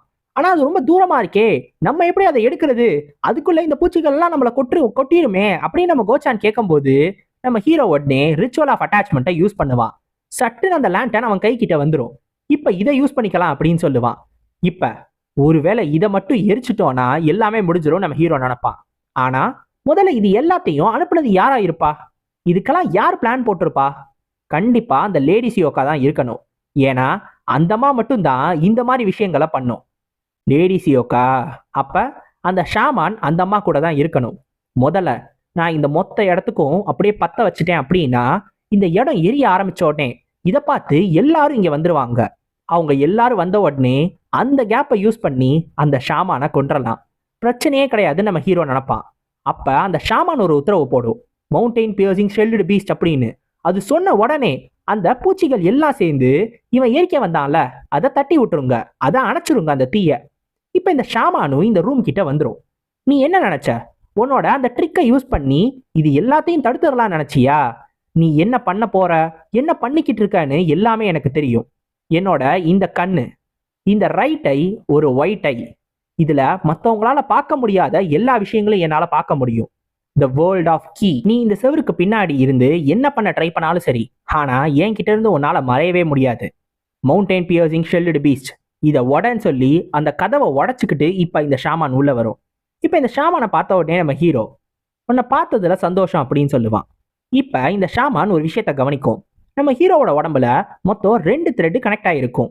இது கண்டிப்பா ஒரு ஃபெமிலியர் ஸ்பிரிட்டோடது தான் அப்படின்றத முடிவு பண்ணி உடனே ஒரு மந்திரத்தை சொல்ல ஆரம்பிச்சிடும், ஷிஃப்ட் டிகிரி. இதை சொன்ன உடனே அந்த டீமனிக் மாங்க அடிக்க வந்திருக்கும் பக்கத்துல, அதை ஈஸியா தடுத்துரும். சே, இதெல்லாம் வச்சு என்னைய ஒண்ணுமே பண்ண முடியாது, என்னால எல்லாத்தையும் பார்க்க முடியும்னு சொல்லும். இன்னொரு பக்கம் நம்ம கோச்சானும் ஒரு சின்ன குணாயை எடுத்து இவளை அடிக்கலான்னு வருவா. இவ ஒரு மந்திரத்தை சொல்லி ஒரு சின்ன தாலிஸ்மனை எடுத்து அதை வச்சு லைட்னிங்கை யூஸ் பண்ணி அதையும் தடுத்துருவா. இப்ப நம்ம ஹீரோ கையில அந்த குணாய் வந்துடும். இப்போ உடனே மவுண்டைன் பியர்சிங் ஷெல்டு பீஸ்டுக்கு உத்தரவு போட்டு இவனை கொல்ல சொல்லும். எல்லா பூச்சிகளும் நம்ம ஹீரோ பக்கத்துல வர ஆரம்பிச்சிருங்க. அப்படியே கூட்டம் கூட்டமா கொத்து கொத்தா வந்து எல்லா பக்கம் இருந்து நம்ம ஹீரோவை தாக்க ஆரம்பிச்சிருங்க. இப்ப நம்ம ஹீரோ பூச்சிகளுக்கு நடுவுல மாட்டிக்கிட்டான். நம்ம கோச்சான் அந்த லைட்னிங் பட்டதுனால கீழே விழுந்துட்டான். நம்ம ஈவில் மாங்கும் அந்த ஷிஃப்ட் டிகிரி அட்டாக்ல மாட்டிக்கிட்டான். இப்ப எல்லாமே தன்னோட கண்ட்ரோல்ல இருக்கிறதா இந்த ஷாமா நினைக்கும். நான் நினைச்சதை விட எல்லாமே ஈஸியா முடிஞ்சிருச்சே, ஒருவேளை அது கிரீன் ஸ்பிரிட் நான் தான் தப்பா நினைச்சிட்டேனோ, எல்லோ ஸ்பிரிட்டை விட ஹையர் ரேங்க் மாதிரி தான் எனக்கு தெரிஞ்சிச்சு, அப்ப நான் தான் ஏதோ தப்பா நினைச்சிருக்கேன் போல, வா நம்ம இங்க இருந்து கிளம்பலான்னு அதோட ஃபெமிலியர் ஸ்பிரிட்டை கூப்பிட்டுட்டு அங்க இருந்து கிளம்புவோம். ஏன்னா இந்த பூச்சிகளே இவனோட கதையை முடிச்சிரும், இந்த குவெஸ்ட் ஒண்ணுமே கிடையாது அப்படின்னு போகும்போது அப்பதான் இதுக்கு ஒரு ஃபீலிங் வரும். எல்லா பூச்சிகளும் திடீர்னு சாக ஆரம்பிக்குங்க. எல்லா பூச்சிகளும் திடீர்னு சாகுதுங்களா, என்னாச்சு அப்படின்னு சொல்லி திரும்பி பார்த்தா நம்ம ஹீரோ வரிசையா எல்லா பூச்சியையும் கொண்டுகிட்டே இருப்பான். ஆனா அந்த பூச்சிகளை அதுங்களை அந்த கத்தியை வச்சு குத்தி கொள்ள மாட்டான். அவனோட உடம்புல நிறைய இடத்துல கீறி அந்த ரத்தத்தை பட வைப்பான். இந்த ரத்தம் பட்ட உடனே அந்த பூச்சிகள் செத்துரும். நீங்க ஒரு விஷயத்த மறந்துருப்பீங்களான்னு எனக்கு தெரியல, நம்ம ஹீரோவோட ரத்தம் மொத்தமா லீத்தல் பாய்சன். பாய்சன் பட்டா என்ன ஆகும், எதுவா இருந்தாலும் செத்துரும்ல. நம்ம ஹீரோ உடனே அவனோட கையவே கிழிச்சு அதுல இருக்கிற ரத்தத்தால தண்ணியே குளிப்பாட்டிக்கிடுவான். அவ்வளவுதான், அவன் உடம்பு ஃபுல்லா அவன் ரத்தம் பட்ட உடனே இந்த பூச்சிகளால அந்த ரத்தத்தை தாங்கவே முடியாது, எல்லாமே சாக ஆரம்பிச்சிருங்க. இப்ப இதை பார்த்துட்டு ஷாமானுக்கு அதிர்ச்சியா இருக்கும். எப்படி எப்படி இதை பண்ணா அப்படின்னு நம்ம ஹீரோ உடனே சொல்லுவான், சே நீ எவ்வளவா பிளான் போட்ட, ஆனா என்ன பண்றது, என்னோட பிளட் லீத்தலான ஒரு பாய்சன், இதை வச்சு இந்த பூச்சிகள் எல்லாத்தையும் ஈஸியா கொன்றலால அப்படின்னு சொல்லி இந்த ஷாமான் அடிக்கிறதுக்காக ரொம்ப பக்கத்துல வந்துருவான். இப்ப இந்த ஷாமானும் உடனே தன்னோட ஸ்பிரிச்சுவல் பீஸ்டை யூஸ் பண்ணி டக்குன்னு இவனை கொஞ்ச நேரத்துக்கு சமாளிக்கலாம், அப்படி சமாளிச்சு அந்த டைம்குள்ள ஒரு பெரிய ஸ்பெல்லா போட்டுறலாம் அப்படின்னு சொல்லி ஸ்பிரிட் பவர் கமாண்டிங் மெத்தட்னு சொல்லி ஒரு பெரிய ஸ்பெல்ல போடுறதுக்காக டைம் எடுத்துக்கிட்டு இருக்கோம். ஆனா நம்ம ஹீரோ டக்குன்னு 8 தாட் ஷேட்டரிங் டெக்னிக்கோட ஃபர்ஸ்ட் டெக்னிக் ரிச்சுவல் ஆஃப் அட்டாச்மெண்ட்டை யூஸ் பண்ணி அந்த ஸ்பிரிச்சுவல் பீஸ்டை ஃபுல்லா இழுத்து அவனோட கையில பிடிச்சிருவான். நீ தான் ஆட்டம் காட்டிக்கிட்டு இருக்கியா அப்படின்னு. நார்மலா ஒரு மனுஷனுக்கு ஏதாவது ஆச்சுன்னா அவன் கூட கனெக்ட் ஆயிருக்கிற ஃபெமிலியர் ஸ்பிரிட்டுக்கும் ஏதாவது ஆகும்.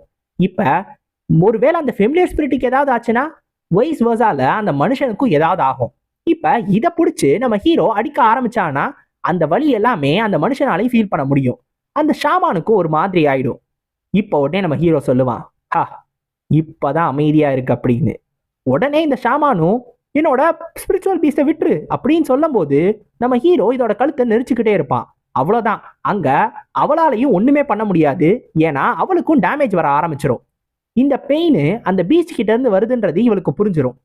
இப்ப இவ கவனிப்பா, நம்ம ஹீரோ அந்த பீஸ்டோட எல்லா டீமனிக் கீயையும் அவனோட உடம்புக்குள்ள இழுத்துக்கிட்டு இருப்பான். என்னது, பீஸ்டோட டீமனிக் கீயை இவன் எடுத்துக்கிறானா? அதுக்கு வாய்ப்பே கிடையாதே. நார்மலா டீமனிக் கீ ஒரு மனுஷனுக்கு ரொம்ப ரொம்ப ஹார்ம்ஃபுல்லான ஒரு விஷயமாச்சே. அதுவும் இல்லாம அது இன்னும் டெத் கீயும் கலந்ததாச்சே. அதை எப்படி எடுத்துக்கிறான் அப்படின்னு யோசிக்கும். நம்ம ஹீரோ அவன் நினைச்சதை விட ஒரு பெரிய ஜாக்பாட்டே அடிச்சிருக்கு.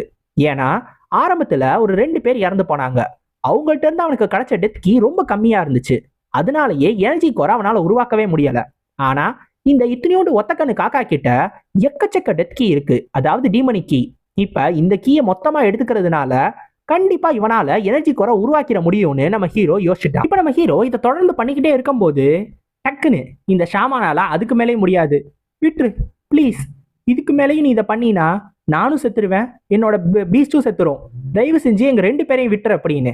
அவ்வளோதான், மாட்டிக்கிட்டா அப்படின்னு நம்ம ஹீரோ முடிவு பண்ணிட்டான். இப்ப இந்த லேடி சியோக் இருக்குல்ல, அது அதோட வீட்டுல இருந்து வெளில வந்து வெயிட் பண்ணிக்கிட்டு இருக்கும். எதுக்காகனா இந்த ஷாமான் அப்படி என்னதான் பண்ணுது, அவ பண்ணிட்டு வர அந்த ரிசல்ட்டை உடனே தெரிஞ்சுக்கணும் அப்படின்னு ஆர்வம் தாங்க முடியாம இவங்க வெளியே வெயிட் பண்றாங்களாம். அதனாலயே இங்கேயே நின்னுக்கிட்டே இருக்கும். ஒருவேளை ஏதாவது தப்பாகி தனக்கு எதிரா போற மாதிரி தெரிஞ்சிச்சுன்னா உடனே உள்ள பூந்து எல்லா ஆட்டையும் கிளச்சிடலாம்னு சொல்லி இந்த லேடி சியோக் பிளான் போட்டுக்கிட்டு இருக்கும். இப்ப இந்த லேடி சியோக் அந்த ஷாமான் கிட்ட மொத்தம் 2 விஷயங்களை கேட்டுச்சு. ஒன்னு, மா கியோங் வாங் சாகணும், அதாவது நம்ம ஹீரோ சாகணும். 2வது விஷயம் அந்த சீக்ரெட் மேனுவல். ஒருவேளை அந்த சீக்ரெட் மேனுவல் தனக்கு கிடைக்கலனா அது யாருக்குமே கிடைக்க கூடாது, அதை கண்டிப்பா யாருக்கும் கிடைக்க விடாம நான் பண்ணியே தீருவேன்னு தான் இது பிளான் போட்டுக்கிட்டு இருக்கோம். இப்பதான் இவங்க கவனிப்பாங்க இந்த ஷாமான் வந்துகிட்டு இருக்கிறத. அவ்வளவுதான், இவ வந்துட்டா, எல்லாமே நல்லதாயிடுச்சு அப்படின்னு சொல்லி இந்த லேடி சியோக்கும் டக்குனு சந்தோஷமாயிடும். சீக்ரெட் மேனுவலும் என்னோட கைக்கு வந்துருச்சு, அந்த மோகியோ வாங்கன்னு இறந்துட்டான், இனிமேல் என்னோட பையன் தான் மேனர் மாஸ்டரா மாற போறான்னு ரொம்ப சந்தோஷப்படும். சுத்தி இருக்கிற 2 பக்கிங்களும் கங்க்ராச்சுலேஷன்ஸ் எல்லாம் சொல்ல ஆரம்பிச்சிருங்க. அப்ப உடனே இந்த ஷாமான் தூரத்திலே நின்றோம். இப்ப இந்த லேடி சியோக்கு இதை பார்த்துட்டு, என்னாச்சு, ஏன் நின்னுட்ட, இங்க வா நியூமூன், வந்து இங்க வந்து சொல்லு, ஏன் அங்கேயே நிக்கிற அப்படின்னு கேட்கும்போது இந்த ஷாமான் உடனே அங்கிருந்து கத்த ஆரம்பிக்கும். லேடி சியோக், நீங்க சொன்ன மாதிரி எங்களால யங் மாஸ்டரை கொல்ல முடியல, எங்க ஃபீனிக்ஸ் பெவிலியன் இனிமேலும் அவரை கொல்லாது அப்படின்னு சொல்லி அங்கிருந்து கத்தும். இப்ப டக்குன்னு எதுக்காக இவன் இந்த மாதிரி பேசுறா அப்படின்னா எல்லாமே நம்ம ஹீரோவோட பிளான் தான். நம்ம ஹீரோ தான் சொல்லியிருப்பான், நீயே அங்கே வெளில போய் அந்த லேடி சியோக்க பத்தின எல்லா உண்மைகளையும் ஓ வாயாலேயே எல்லாருக்கும் கேட்கிற மாதிரி சத்தம் போட்டு சொல்லு அப்படின்னு. இதெல்லாம் எதுக்காக தெரியுமா? நம்ம ஹீரோ இந்த ஷாமான் நியூமூனை கொன்னானா கண்டிப்பா இன்னொரு ஷாமான ஃபீனிக்ஸ் பெவிலியன்ல இருந்து இந்த லேடி சியோக் அரேஞ்ச் பண்ணும். ஏன்னா அவன் ஏற்கனவே மியோஷினை கொன்னான்.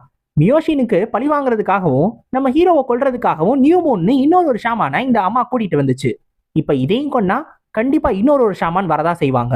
ஸோ ஒன்று போனா ஒன்றுன்னு கண்டிப்பா வந்துட்டே தான் இருப்பாங்க.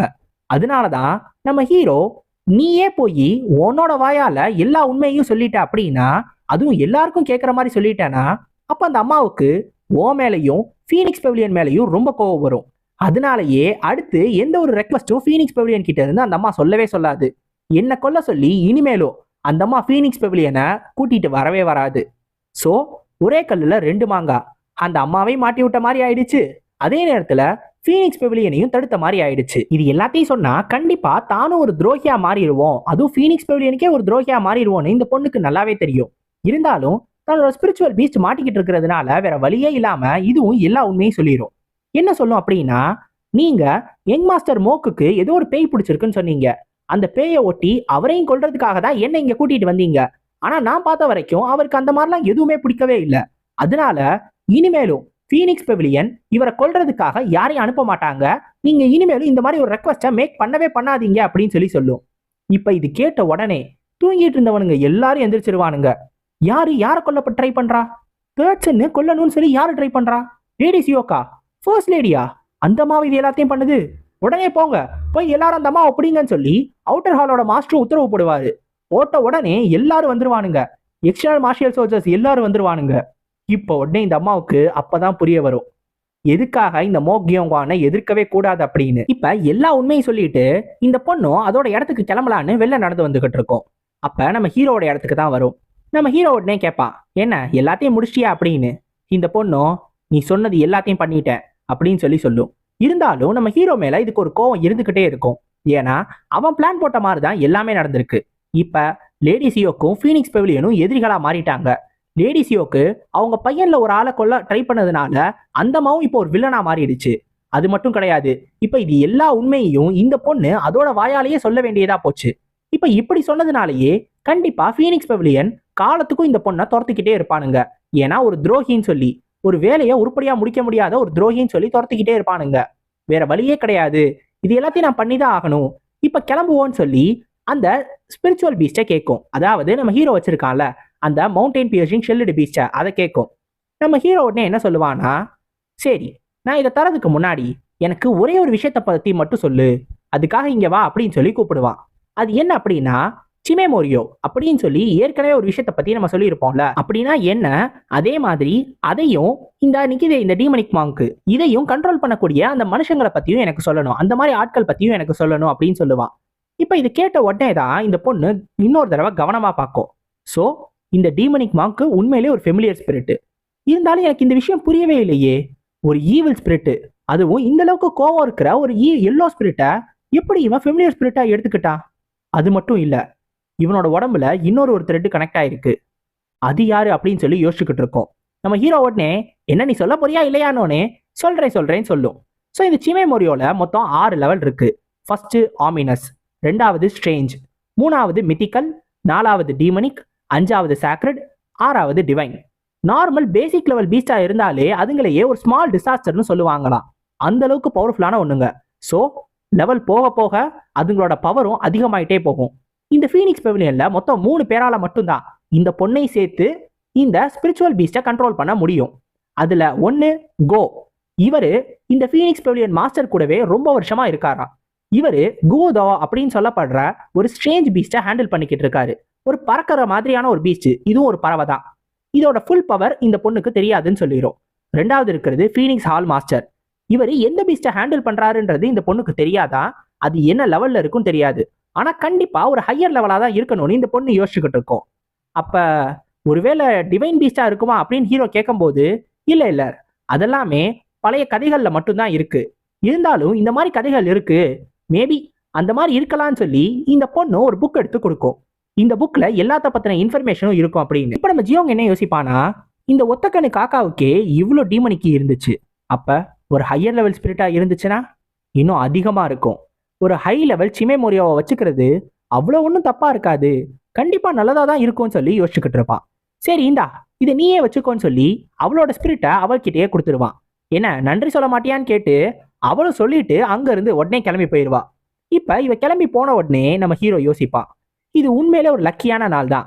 இனிமேல் அந்த லேடி சியோக்கால என்னை எதிர்த்து டைரக்டா ஓப்பனா எதையுமே பண்ண முடியாது. அந்த அம்மாவை யாராவது கண்காணிச்சுக்கிட்டே இருப்பாங்க. அது மட்டும் கிடையாது, இந்த மவுண்டைன் பியர்சிங் ஷெல்லுடு பீஸ்ட்ல இருந்து கிடைச்ச எனக்கு கிடைச்ச அந்த ஒரு கீ, அதை வச்சு கண்டிப்பா என்னால ஒரு எனர்ஜி கோரை உருவாக்கிட முடியும். இப்ப நானும் ஒரு மார்ஷியல் ஆர்டிஸ்டா மாற போறேன்னு யோசிச்சுக்கிட்டு இருப்பான். மார்ஷியல் ஆர்ட்ஸ் மட்டும் கத்துக்கிட்டான் இவன் வேற ரகத்துக்கு போயிடுவான். இப்ப இந்த கோச்சான் கேட்பான், ஆனா இது எல்லாமே ஓகேவா, அந்த பொண்ணை நீங்க அப்படியே அனுப்புறீங்களே, கண்டிப்பா அந்த பொண்ணுக்கு உங்க மேல ஒரு கோவம் இருக்கும், உங்களை பழி வாங்குறதுக்காக அப்புறமா வந்துச்சுன்னா என்ன பண்ணுவீங்க அப்படின்னு. உடனே நம்ம ஹீரோ சொல்லுவான், ப்ராமிஸ் தான், அதை கண்டிப்பா நம்ம நிறைவேற்றணும், ஆனா நீ ரொம்பலாம் கவலைப்படாத, அந்த பொண்ணால என்னை எதிர்த்து ஒண்ணுமே பண்ண முடியாதுன்னு சொல்லுவான். என்ன சொல்றீங்க, எனக்கு ஒண்ணு புரியலையே நம்ம கோச்சான் கேட்கும்போது. இப்ப நீ உன்னோட ப்ராமிஸை எப்படி காப்பாத்த போறன்னு பின்னாடி பார்த்து கேட்பான். நம்ம கோச்சானுக்கு இவன் யார்கிட்ட பேசுறான் அப்படின்றது புரியல, ஆனா அவன் யார்கிட்ட பேசணுமோ அவங்களுக்கு இது நல்லா புரிஞ்சிருச்சு. இப்ப இந்த பொண்ணு ரொம்ப தூரம் நடந்து போயிடும். இந்த நியூ மூணு, ச்சே என்னோட பீஸ்டை இந்த நிலைமைக்கு கொண்டு வந்துட்டானே, இது சாகர நிலைமைக்கு போயிடுச்சு, நான் அவனை சுத்தமா விடவே மாட்டேன், கண்டிப்பா நான் விட மாட்டேன், இப்ப போனாலும் நான் திரும்பி உன்னை பழி வாங்குறதுக்காக வந்தே தீருவேன் அப்படின்னு சொல்லி இந்த பொண்ணு யோசிக்கும் போது பின்னாடி இருந்து ஒரு வாய்ஸ் கேட்கும், என்ன பழி வாங்கணும்னு நினைக்கிறியா என்ன அப்படின்னு. உடனே பயந்து போய் பின்னாடி ஜெர்க் ஆகும். பார்த்தா யாருமே இருக்க மாட்டாங்க. அப்ப அந்த பொண்ணுக்கு ஒரு ஃபீலிங் வரும். இதே ஃபீலிங் தான் ரிவர்ஸ் மர்டரை தடுக்கும் போது இதே மாதிரியான ஒரு ஃபீலிங் தான் வந்துச்சு. இது எப்படி இங்க இருக்கு? ஒரு ப்ளூ ஸ்பிரிட் அப்படின்னு. இப்ப நம்ம ப்ளூ ஸ்பிரிட்டு நேரா இந்த பொண்ணுக்கு தன்னோட முகத்தை வந்து காட்டும். சுத்தி அப்படியே சிவப்பா இருக்கும். இப்ப இந்த ப்ளூ ஸ்பிரிட் சொல்லும், நீ ஒரு கண்ணு போனாலும் நல்லா தான் இருக்க அப்படின்னு. இப்ப எல்லா பக்கம் இருந்து இந்த பொண்ணுக்கு மூச்சே விட முடியாது. ஒரு ப்ளூ ஸ்பிரிட்டை எப்படி இவன் எடுத்துக்கிட்டான் அப்படின்னு சொல்லி யோசிக்கிறதோட இந்த பொண்ணும் செத்து போயிடும். இப்போ உடனே இன்னொரு பக்கம் லேடி சியோக்க அவுட்டர் ஹால் மாஸ்டர் விசாரிச்சுக்கிட்டு இருப்பாரு. இந்த லேடி சியோக்கு என்ன சொல்லும்னா, அந்த பையன் என் மேல சும்மா பழிய போடுறான். கண்டிப்பா நான் இதெல்லாம் பண்ணியிருப்பேன் நினைக்கிறீங்களா? நான் இது எல்லாத்தையும் பண்ணவே இல்லை. நான் ஏன் அவனை கொல்லணும்னு ட்ரை பண்ண போறேன்? முதல்ல அவனுக்கு ஆபத்தை ஏற்படுத்தணும் நான் ஏன் ட்ரை பண்ணணும்? யோசிச்சு பாருங்க. தேர்ட் சன் தான் இது எல்லாத்தையும் பண்ணிக்கிட்டு இருக்கான். அவன் தான் இது எல்லாத்துக்கும் காரணம் அப்படின்னோடனே இந்த அவுட்டர் ஹால் மாஸ்டர், அமைதியா இருங்க, கொஞ்சம் அமைதியா உட்காருங்க. நீங்க கொஞ்ச நாளைக்கு முன்னாடி மெடிசினல் ஹாலில் போய் ஒரு பிரச்சனை வேற பண்ணீங்களே, அதுவும் தேர்ட் சனை பார்க்கறதுக்காக தானே? அது என்ன கதை அப்படின்னு கேட்பாரு. இது கேட்ட உடனே அதுக்கு மேல லேடி சியோக்காலே கொள்ள ஒண்ணுமே சொல்ல முடியாது. உடனே அமைதியா உட்காந்துரும். இப்போ இந்த அவுட்டர் ஹால் மாஸ்டர் சொல்லுவாரு, நீங்க கவலைப்படாதீங்க, கண்டிப்பா இன்வெஸ்டிகேஷனை நான் சீக்கிரமாவே ஆரம்பிச்சிருவேன். அதே நேரத்தில் இன்வெஸ்டிகேஷனை கொஞ்சம் நேர்மையாகவும் தான் நான் கையாள போறேன். கண்டிப்பா எல்லார பத்தியும் இன்வெஸ்டிகேட் பண்ணுவேன். உங்களை பத்தி, அந்த செகண்ட் சன் பத்தி, அப்புறம் அந்த தேர்ட் சன் பத்தி, கண்டிப்பா எல்லார பத்தியும் இன்வெஸ்டிகேட் பண்ண தான் போறேன்னு யோசிச்சுக்கிட்டு இருப்பாரு. இப்போ இந்த அவுட்டர் ஹால் மாஸ்டர் அந்த லேடி சியோக்க போக சொல்லிடுவாரு. சொல்லிட்டு இவர் தனியா யோசிச்சுக்கிட்டு இருப்பாரு. செகண்ட் சன்னும் லேடி சியோக்கும் எதுக்காக இந்த தேர்ட் சனை மட்டும் கொல்ல ட்ரை பண்ணணும்? நார்மலா அவங்க ஒருவேளை பவருக்கு வந்து அடிச்சுக்கணும் அப்படின்னா கண்டிப்பா முதல்ல ஃபர்ஸ்ட் சன்னும் செகண்ட் சன்னுக்கு தான் பிரச்சனை வரும். சரி, ஒன்னா சேர்ந்து அவங்க சண்டை போடணும்னு நினைச்சா கூட தேர்ட் சன்னை காலி பண்ணணும்னு நினைக்க கூடாது. ஃபர்ஸ்ட் ஃபோர்த் சன்னை தான் காலி பண்ணணும்னு நினைக்கணும். ஏன்னா அவன் தான் உண்மையிலே டேலண்டடான ஆளு. அதே நேரத்துல இவங்க அப்பாவுக்கு ரொம்ப பிடிச்ச ஆளும் அந்த ஃபோர்த் சன்னு தான். அப்படி இருக்கிறப்ப சம்பந்தமே இல்லாம இந்த தேர்ட் சன்னை ஏன் குறி வைக்கிறாங்க? அப்படி அவனை குறி வைக்கிற அளவுக்கு அவன்கிட்ட அப்படி என்ன இருக்கு? ஒருவேளை நான் எதையாவது மிஸ் பண்றேனோ, எனக்கு தெரியாத ஏதாவது ஒரு ரீசன் இருக்குமோன்னு யோசிப்பாரு. அது மட்டும் கிடையாது, கொஞ்ச நேரத்துக்கு முன்னாடி இவரும் அந்த தேர்ட் சன், அதாவது நம்ம ஹீரோவை கூப்பிட்டு விசாரிச்சிருப்பாரு. நார்மலா எப்பயுமே மத்தவங்க ஏதாவது பேசினாங்கன்னா ரொம்ப கோவமா பேசக்கூடிய ஒரு ஆளு இவர் இப்ப இந்த மாதிரி வந்து கேட்கும் போது ரொம்ப அமைதியா பதில் சொல்லுவான். யார்கிட்டையும் எதுவும் கோவமாவே பேச மாட்டான். அவன் ரொம்ப நார்மலா இருப்பான். இவன் இப்படி நார்மலா இருக்கிற ஆளே கிடையாது. ஏதோ ஒன்று தப்பா இருக்கு, நான் கண்டிப்பா போய் செக் பண்ணி தான் ஆகணும்னு இந்த அவுட்டர் ஹால் மாஸ்டர் யோசிச்சுக்கிட்டு இருப்பாரு. இப்ப நம்ம ஹீரோ அவனோட ரூம்ல உட்காந்து கீ கல்டிவேஷனை பண்ணிக்கிட்டு இருப்பான். அப்ப அந்த ஷாமான கொண்டுட்டு இந்த ப்ளூ ஸ்பிரிட் அந்த இடத்துக்கு வரும். வந்த உடனே நம்ம ஹீரோ பண்ற அந்த கல்டிவேஷனை பார்த்துக்கிட்டு இருக்கோம். நான் இவன் ஆரம்பத்துல இந்த டெத் கீயை வச்சு இது எல்லாத்தையும் வச்சு ஒரு எனர்ஜி குறை உருவாக்க போறேன் அப்படின்னு சொல்லும் போது நான் நம்பல. அது கொஞ்சம் இன்ட்ரெஸ்டிங்கா இருக்கும்னு தான் தோணுச்சு. ஆனா மேபி இவன் பண்றத பார்த்தா அது உண்மையிலே நடந்துருமோன்னு தோணுது. இருந்தாலும் இவன் பார்க்கறதுக்கு கொஞ்சம் நல்லா தான் இருக்கான், அந்த அளவுக்கு மோசம் கிடையாதுன்னு பக்கத்துல க்ளோஸ் அப்ல போய் நம்ம ஹீரோட முகத்தை பார்க்கும். உடனே நம்ம ஹீரோ கண்ணை முழிச்சு, என்ன பண்ணிக்கிட்டு இருக்க அப்படின்னு கேட்பான். உடனே வெக்கப்பட்டு டக்குன்னு திரும்பி, அதெல்லாம் நான் ஒன்றும் பண்ணல, நான் ஒன்றும் அப்படிலாம் பண்ணல அப்படின்னு சொல்லும். உண்மையாவா அப்படின்னு கேட்கும்போது, நீ என்கிட்ட இந்த மாதிரிலாம் விளையாடுறத விட்டுட்டு உன்னோட கீயை முதல்ல சர்க்குலேட் பண்ண ட்ரை பண்ணு, ஏன் இந்த மாதிரிலாம் பேசிக்கிட்டு இருக்கா அப்படின்னு சொல்லும். இப்போ நம்ம ஹீரோ, ஆமா நான் ஒரு விஷயத்த செக் பண்ணணும்னு நினைச்சேன், நீ சொன்னியே அந்த எனர்ஜி கோர் அது இதுவான் பாரு அப்படின்னு சொல்லி கேட்பான். உடனே அந்த ப்ளூ ஸ்பிரிட்டும் சொல்லும், எப்படி ஒரே நாள்ல எனர்ஜி கோர் என்ன ஃபார்ம் ஆயிடும்னு நினைக்கிறியா?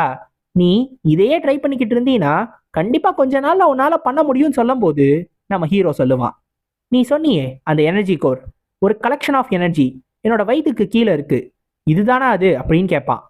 கலெக்ஷன் ஆஃப் எனர்ஜியா? ஒருவேளை இருக்குமோன்னு டக்குன்னு ப்ளூ ஸ்பிரிட்டுக்கே கொஞ்சம் சந்தேகமாயிடும். இரு, நான் அதை பார்க்குறேன் அப்படின்னு சொல்லி தன்னோட கையை உள்ள கொண்டு போய் அந்த எனர்ஜி கோரை ஃபீல் பண்றதுக்காக ட்ரை பண்ணும். இது ஒரு ஃபெமிலியர் ஸ்பிரிட்ன்றதுனால உடம்புக்குள்ள போக முடியும்ல. ஸோ அப்படி உள்ள கொண்டு போய் எனர்ஜி கோரை டைரக்டா டச் பண்ண முடியும். அதை ட்ரை பண்ணலாம் நினைக்கும் போது அதோட கை ஹீரோவோட உடம்புக்குள்ள போகவே போகாது. என்னாச்சு, ஏன் என் கை போக மாட்டேங்குது, என்ன நடக்குதுன்னே புரியலையே, மாங்கு நீ வந்து ட்ரை பண்ணுன்னு மாங்கே ட்ரை பண்ண சொல்லும். ஆனா இவங்க ரெண்டு பேராலையுமே அவங்களோட கையை நம்ம ஹீரோவோட உடம்புக்குள்ள கொண்டு போகவே முடியாது. ஒருவேளை நான் ஃபெமிலியர் ஸ்பிரிட்ன்றதுனால இதெல்லாம் நடக்குதா, இவன்ட்ட மேபி ட்ரை பண்ணி பார்ப்போமான்னு சொல்லி பக்கத்துல அக்கடான் தூங்கிக்கிட்டு இருந்த நம்ம கோச்சானோட வயிற்றுக்குள்ள போய் அங்க இருக்கிற அவனோட எனர்ஜி கோரை விட்டு கிண்டி அதனால அவன் பயந்து போய் எந்திரிச்சு திரும்பி மயக்கத்துக்கே போயிடுவான். இப்போ உடனே இந்த ப்ளூ ஸ்பிரிட் சொல்லும், என்னோட சைட்ல எந்த ப்ராப்ளமும் கிடையாது, மேபி ஓ சைட்ல தான் ஏதோ ஒரு பிரச்சனை இருக்கு அப்படின்னு. அப்ப செக் பண்ணவே முடியாதான்னு கேட்கும்போது இல்ல இன்னொரு வழி இருக்குன்னு சொல்லும். அப்ப யாரோ வந்து இந்த நேரத்துல கதவை தட்டுவாங்க. கதவை தட்டுற ஆள் யாருன்னா அவுட்டர் ஹால் மாஸ்டர். அவரு நம்ம ஹீரோவை பார்க்கறதுக்காக வந்திருக்காரு. இவர் எதுக்காக இந்த இடத்துக்கு வந்திருக்காரு? இந்த அவுட்டர் ஹால் மாஸ்டர் உண்மையிலே ஒரு லாயலான ஒரு ஆளு. ரொம்ப வருஷமா இந்த மேனர்லயே தான் இருக்காரு, அதாவது இந்த மோக்ஸ்வாட் மேனர்ல. ஸோ அந்த ஒரு காரணத்தினாலேயே நிறைய எல்டர்ஸ்க்கு கூட இவர் மேல நிறைய மரியாதை இருக்கு. இவர் யாரை சப்போர்ட் பண்றாங்களோ அவங்க கண்டிப்பா ஒரு மேனர் மாஸ்டரா மாறுறதுக்கு நிறைய வாய்ப்பு இருக்கு. ஸோ அந்த அளவுக்கு ஒரு பெரிய ஆளு. அதனாலதான் லேடி சியோக்கால கூட இவர்கிட்ட எதுவுமே எதிர்த்தெல்லாம் பேச முடியாது. இப்ப இவரு நம்ம ஹீரோவை பாக்குறதுக்காக வந்திருக்காரு. நம்ம ஜியோங்கும் கேட்பான், என்னாச்சு, என்ன இந்த நேரத்துல வந்திருக்கீங்கன்னு.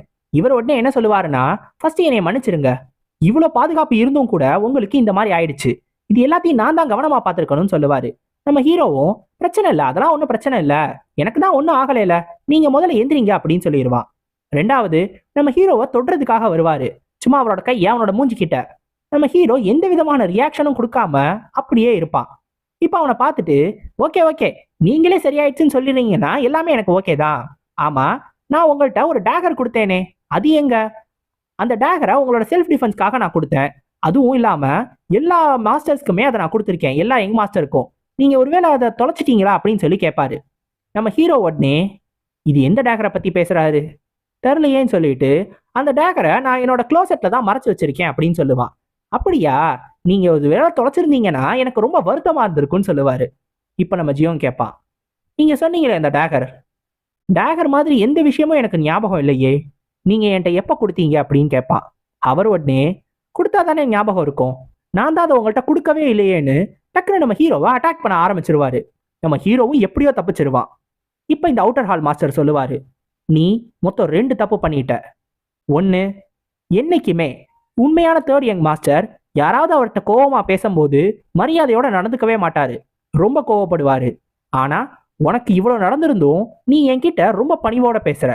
ரெண்டாவது, தேர்ட் யங் மாஸ்டர் 2 வருஷத்துக்கு முன்னாடி அந்த ஃபோர்த் யங் மாஸ்டர்கிட்ட அடி வாங்கினதுல இருந்தே அவரு யாரு தொட வந்தாலுமே ஒரு மாதிரி டக்குன்னு ஒரு மாதிரி பயப்படுவாரு. ஆனா நீ எந்த ரியாக்ஷனும் காட்டாம அப்படியே இருந்த, உன் கண்ணில் பயம் சுத்தமா தெரியல. யார் நீ? தேர்ட் யங் மாஸ்டர் என்ன பண்ண, அவர் என்ன பண்ணன்னு சொல்லி டக்குன்னு தன்னோட மெரிடியன்ஸ் எல்லாத்தையும் வந்து பிளாக் பண்ண ஆரம்பிச்சிருவாரு, நம்ம ஹீரோட மெரிடியன்ஸை. இப்போ உன்னோட மெரிடியனை இது பண்ணிட்ட, உன்னால இனிமேல் உன்னோட உடம்பே அசைக்க முடியாது, இப்போ உண்மையை சொல்லு, உண்மையான யங் மாஸ்டர் எங்க அப்படின்னு சொல்லி கேட்பாரு. ஆனா நம்ம ஜியோங்க அதுக்கு போய் விழுந்துட மாட்டான். கரெக்டா அவனோட உடம்ப பேலன்ஸ் பண்ணி திரும்பி நின்றுவான். அதை பார்த்த உடனே இவருக்கே அதிர்ச்சியா இருக்கும், நான் மெரிடியன்ஸை பிளாக் பண்ணியும் கூட இவன் எப்படி நிக்கிறான் அப்படின்னு. இப்போ உடனே நம்ம ஹீரோ இவரை பார்த்து ப்ளூ ஸ்பிரிட் அப்படின்னு சொல்லுவான். சொன்ன உடனே அந்த ப்ளூ ஸ்பிரிட் அங்கிருந்து வந்து இவரோட உடம்புக்குள்ள கைவிட்டு அந்த ஹார்ட்டை பிடிச்சிரும். தன்னோட ஹார்ட்டை யாதோ பிடிச்சிருக்கு, ஆனா என்னன்னே தெரியலையே அப்படின்னு சொல்லி யோசிச்சுக்கிட்டு இருப்பாரு. இப்ப இவருக்கு ரொம்ப பயமா இருக்கும். இப்ப நம்ம ஹீரோ சொல்லுவான், ப்ளூ ஸ்பிரிட் உன்னோட பவர் உண்மையிலே பவர்ஃபுல் தான், டக்குன்னு பிடிச்சிட்டியே அப்படின்னு சொல்லும் போது இந்த ப்ளூ ஸ்பிரிட் சொல்லும், லைஃபும் டெத் கீயும் ஆப்போசிட்டான ஒரு விஷயம். அந்த ஒரு காரணத்தினால டெத் கீயை சர்க்குலேட் பண்ற ஓ மேல மெரிடியன் பாயிண்ட்ஸை பிளாக் பண்ணவே முடியாது. ஏன்னா இவங்க யூஸ் பண்றது எல்லாமே லைஃப் கீ உன் உடம்புல பட்ட உடனே அது தானாவே டிஸ்போஸ் ஆயிடும். ஸோ ஹீரோவோட உடம்புல நார்மல் கீயை யூஸ் பண்ணி எந்த காலத்திலையும் ப்ரெஷர் பாயிண்ட்ஸையும் மெரிடியன் பாயிண்ட்ஸையும் சீல் பண்ணவே முடியாது. இதை பத்தி தான் நம்ம ப்ளூ ஸ்பிரிட் சொல்லும். இருந்தாலும் நீ ஒரு எனர்ஜி கோரை உருவாக்கிட்டேன்னு தான் நினைக்கிறேன். ஏன்னா நீ எனர்ஜி கோரை உருவாக்கினா மட்டும்தான் இது எல்லாத்தையும் நீ பண்ண முடியும். ஆனா இப்ப என்ன பண்ண போற? அவுட்டர் ஹால் மாஸ்டருக்கு இது எல்லாமே தெரிஞ்சு போச்சு, இனிமேல் ஒன்னால இந்த மோக்ஸ்வாட் மேனர்ல இருக்க முடியாது அப்படின்னு. நம்ம ஹீரோவும், ஆமா நானும் இதெல்லாம் தெரியக்கூடாதுன்னு தான் நினைச்சேன், ஆனா தெரிஞ்சு போயிடுச்சு. ஆனா ஒரு பிரச்சனையும் இல்லை, என்கிட்ட ஒரு பிளான் இருக்குன்னு சொல்லி டீமனிக் மாங்க் அவரை போய் பிடிச்சிக்கோன்னு சொல்லுவான். இப்ப டீமனிக் மாங்க இவரை பொசஸ் பண்ண சொல்லுவான். இவருக்கு ஒண்ணுமே புரியாது என்ன நடக்குது அப்படின்னு. ஒரு பக்கம் உண்மையான யங் மாஸ்டர் எங்க போனாருன்னு தெரியல, இன்னொரு பக்கம் இந்த ஒருத்தன் இருக்கான் ஆனா யங் மாஸ்டர் மாதிரியே இருக்கான், இவன் மேல அக்குபஞ்சர் எதுவுமே ஒர்க் ஆக மாட்டேங்குது, இவனோட மெரிடியன் பாயிண்ட்ஸை சீல் பண்ணவே முடியல, ஏதோ ஒண்ணு என்னோட உடம்ப என்னோட ஹார்ட்டை பிடிச்சிருக்கிற மாதிரி இருக்கு, ஆனா அது என்னன்றது எனக்கு தெரியல, இங்க என்னதான் நடக்குது, நான் ஏதோ ஒரு பெரிய விஷயத்த இந்த ஒரு வீட்டுக்குள்ள விட்டுட்டேனோ, மோக்ஸ்வாட் மேனரை நான் கவனிக்காம விட்டுட்டேனோன்னு யோசிச்சுக்கிட்டு இருப்பாரு. நம்ம ஹீரோவை பார்த்து கேட்பாரு, யார் நீ அப்படின்னு. நம்ம ஹீரோ உடனே, வேற யாரா இருக்க முடியும், நான் தான் இந்த மோக்ஸ்வாட் மேனரோட தேர்ட் யங் மாஸ்டர் மோ கியோங் வாங் அப்படின்னு சொல்லுவான். இப்ப அடுத்த நாளும் நம்ம கோச்சான் காலைல எந்திரிச்சிருப்பான். பார்த்தா காலையில இருந்து ஏதோ ஒன்று தப்பா இருக்கிற மாதிரி நம்ம கோச்சானுக்கு ஃபீலிங் இருந்துகிட்டே இருக்கும். ஏன்னா நார்மலா இவங்க எல்லாரையுமே கிரிமினல்ஸ் மாதிரி பாக்குற அவுட்டர் ஹால் மாஸ்டரும் அவனுங்களோட சபார்டினேட்ஸும் இப்ப ரொம்ப அப்படியே நல்ல விதமா நடந்துக்கிறானுங்க. அது மட்டும் கிடையாது, நம்ம ஹீரோ இருக்கிற பில்டிங்ல நிறைய அவுட்டர் ஹாலோட சபார்டினேட்ஸ் இருக்காங்க. அப்படி என்னாச்சுன்னு யோசிச்சுக்கிட்டு இருப்பான். நம்ம கோச்சானுக்கு வேற மரியாதை கொடுக்குறானுங்க, அதுதான் இன்னும் ஆச்சரியமா இருக்கும் நம்ம கோச்சானுக்கு. இப்ப நம்ம கோச்சானு உள்ள போய் பார்த்தா அவுட்டர் ஹால் மாஸ்டர் அங்கேயே இருப்பாரு.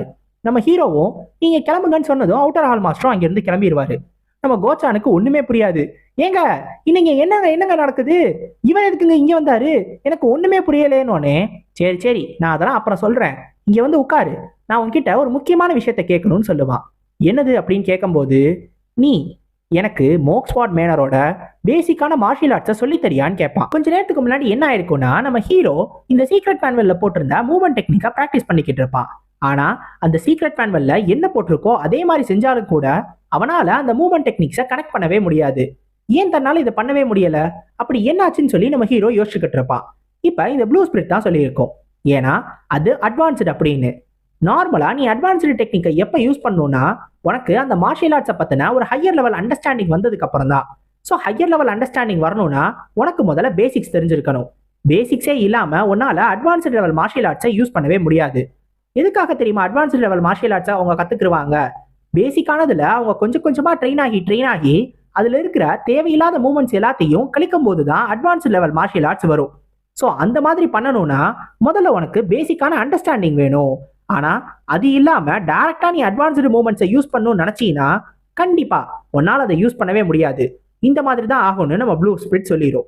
இப்ப நம்ம ஹீரோவும் அந்த ஒரு காரணத்துக்காக தான் பேசிக் லெவல் மார்ஷியல் ஆர்ட்ஸை கத்துக்கணும்னு நினைக்கிறான். இப்ப இந்த சீக்ரெட் மேனுவலோட டெக்னிக் நீங்க கத்துக்க போறீங்கன்னா நீங்க மேனர் மாஸ்டரா மாற போறீங்களா நம்ம கோச்சான் கேட்ட உடனே, சேச்சா அதெல்லாம் யார் பண்ண போறா அப்படின்னு சொல்லிடுவா.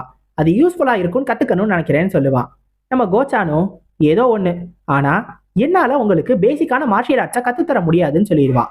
அதாவது மோக்ஸ்வாட் மேனரோட பேசிக்கான மார்ஷியல் ஆர்ட்ஸை நம்ம கோச்சானால கத்துத்தர முடியாதுன்னு சொல்லுவான். சொல்ல போனா அது நம்ம கோச்சானுக்கே தெரியாதான்.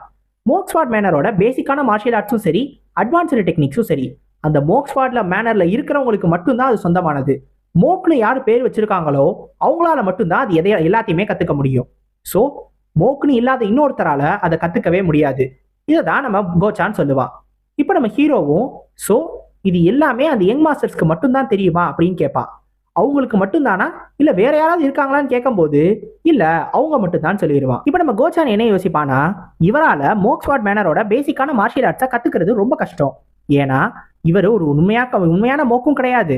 அதே நேரத்துல மற்ற யங் மாஸ்டர்ஸ் கூட இவர் சண்டையும் போட்டுக்கிட்டு இருக்காரு. கண்டிப்பா யாருமே இவருக்கு சொல்லித்தர மாட்டாங்க. இப்ப என்ன பண்ண போறாருன்னு யோசிக்கும் போது நம்ம ஜியோங் உடனே எந்திரிச்சு சரி வேற வழியே கிடையாது வா போலான்னு சொல்லுவான். எங்க போறீங்கன்னு, இந்த டெக்னிக்கை யாரு நமக்கு சொல்லி தருவாங்களோ அவங்கள பார்க்க போறோம்னு சொல்லுவான்.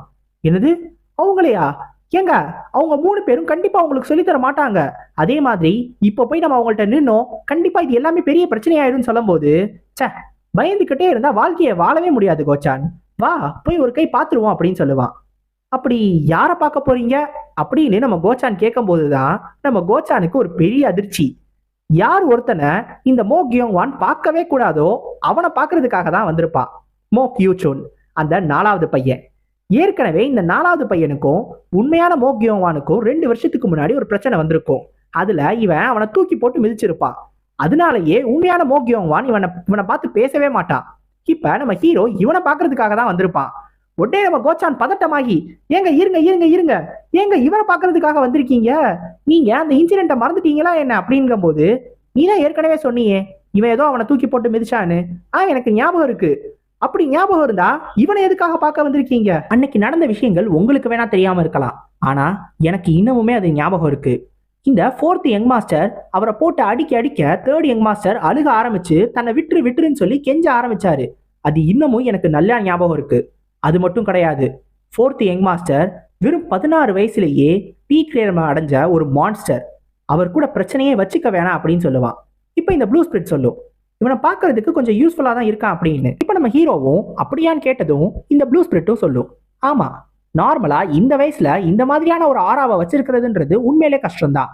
ஒருவேளை நான் உயிரோட இருந்திருந்தேன்னா கண்டிப்பா இவனை டிசிப்ளா எடுத்திருப்பேன். அந்த அளவுக்கு இவன் ஒரு ஜீனியஸான ஆளு. ஆனா இப்ப நீ கொஞ்சம் கவனமா இருக்கணும், ஏன்னா சூரியன் வந்துருச்சு. இப்ப என்னோட ஃபுல் பவரை என்னால யூஸ் பண்ண முடியாது, கொஞ்சம் கவனமா இரு அப்படின்னு சொல்லும். இப்ப கோச்சானும் சொல்லுவான் இப்போ உங்களுக்கு புரிஞ்சிருக்குமே, நம்ம இங்க இருந்து கிளம்பிடுவோம், போய் இதுக்கு வேற ஏதாவது முடிவு பண்ணுவோம்னு சொல்லும் போதே நம்ம ஹீரோ நேரடியா இவனை பாக்குறதுக்கு பக்கத்திலே போயிருப்பான். உடனே இந்த மோக்யூச்சுன்னு இவனை பார்த்துட்டு ரொம்ப கோவப்பட்டு அப்படியே மிரட்டலாம் நினைப்பான். ஆனா நம்ம ஹீரோ எதை பத்தியும் கவலைப்படாம ஹாய் அப்படின்னு சொல்லுவான். இவன் என்னைய பார்த்து பயப்படலையா, இங்க எதுக்காக வந்திருக்க, நான் உன்னை அடிக்கிறதுக்கு முன்னாடி இங்கேருந்து போயிருன்னு சொல்லும் போது நம்ம ஹீரோ ஒரு விஷயத்தை எடுத்து காட்டுவான். அதை பார்த்ததும் மோக்யூச்சனுக்கு அதிர்ச்சியா இருக்கும். இது இது எப்படி உன்கிட்ட வந்துச்சு அப்படின்னு கேட்கும்போது, இது உனக்கு வேணும் தானே, இது உனக்கு வேண்டாமா அப்படின்னு கேட்பான். அது அந்த சீக்ரெட் மேனுவல் தான். இப்போ இந்த மோக்யூச்சன் கேட்பான், இது உண்மையானதா இல்லையான்றது எனக்கு எப்படி தெரியும் அப்படின்னு. நீயே செக் பண்ணி பாருன்னு அதை தூக்கி போட்டுருவான். பார்த்தா அது உண்மையான சீக்ரெட் மேனுவல்ன்றது இந்த மோக்யூச்சனுக்கு நல்லாவே தெரிஞ்சு போயிடும். இது எப்படி இவன் கையில வந்துச்சு, இது உண்மையிலேயே மேனர் மாஸ்டரோட சீக்ரெட் மேனுவல் தான் அப்படியே நம்ம பிரிச்சு பார்த்துக்கிட்டே இருக்கும்போது அதுல 2-3 பேஜஸ் கிழிக்கப்பட்டிருக்கும். இதை பார்த்துட்டு என்ன இந்த பேஜஸ்லாம் கிழிக்கப்பட்டிருக்குன்னு கேட்பான். நம்ம ஹீரோ உடனே அதெல்லாம் இங்க இருக்குன்னு அவனோட தலையை காட்டுவான். இது உனக்கு எங்க இருந்து கிடைச்சிச்சு அப்படின்னு இவன் கேட்டதும் நம்ம ஹீரோ அதை பத்தி உனக்கு என்ன கவலை, இப்ப இது என்கிட்ட இருக்கு அவ்வளவுதான் அப்படின்னு சொல்லுவான். இதை கேட்டதும் கோவப்பட்டு, அப்புறம் எதுக்காக என்னை பாக்குறதுக்காக வந்திருக்க, இனிமேல் நான் தான் மேனர் மாஸ்டரா மாற போறேன், உன்னால என்னை எதிர்த்து ஒண்ணுமே பண்ண முடியாது அப்படின்னு என்கிட்ட குத்தி காட்டலான்னு இது எல்லாத்தையும் சொல்றதுக்காக வந்திருக்கியா, இதுக்காக தான் இதை சொல்ல வந்தியா என்ன, இந்த புக்கை எடுத்துட்டு இங்க இருந்து முதல்ல ஓடி போயிரு அப்படின்னு கத்துவான். நம்ம ஹீரோ உடனே நீ எதையோ ஒரு விஷயத்த தப்பா புரிஞ்சுக்கிட்ட நினைக்கிறேன், நான் உன்கிட்ட பேச்சுவார்த்தை நடத்துறதுக்காக தான் வந்திருக்கேன், மேனர் மாஸ்டர் ஆகணும்னு எனக்கு எந்த ஆசையும் கிடையாதுன்னு சொல்லிடுவான். இப்போ உடனே இந்த மோக்யூச்சுன், உனக்கு மேனர் மாஸ்டர் ஆகணும்னு ஆசையே கிடையாது, இது எல்லாத்தையும் என்னை நம்ப சொல்றியான்னு சொல்லி உடனே நம்ம ஹீரோவா அடிப்பான். அடிச்ச அடியில நம்ம ஹீரோவே கொஞ்சம் தூரம் தள்ளி போய் விழுந்துருவான்.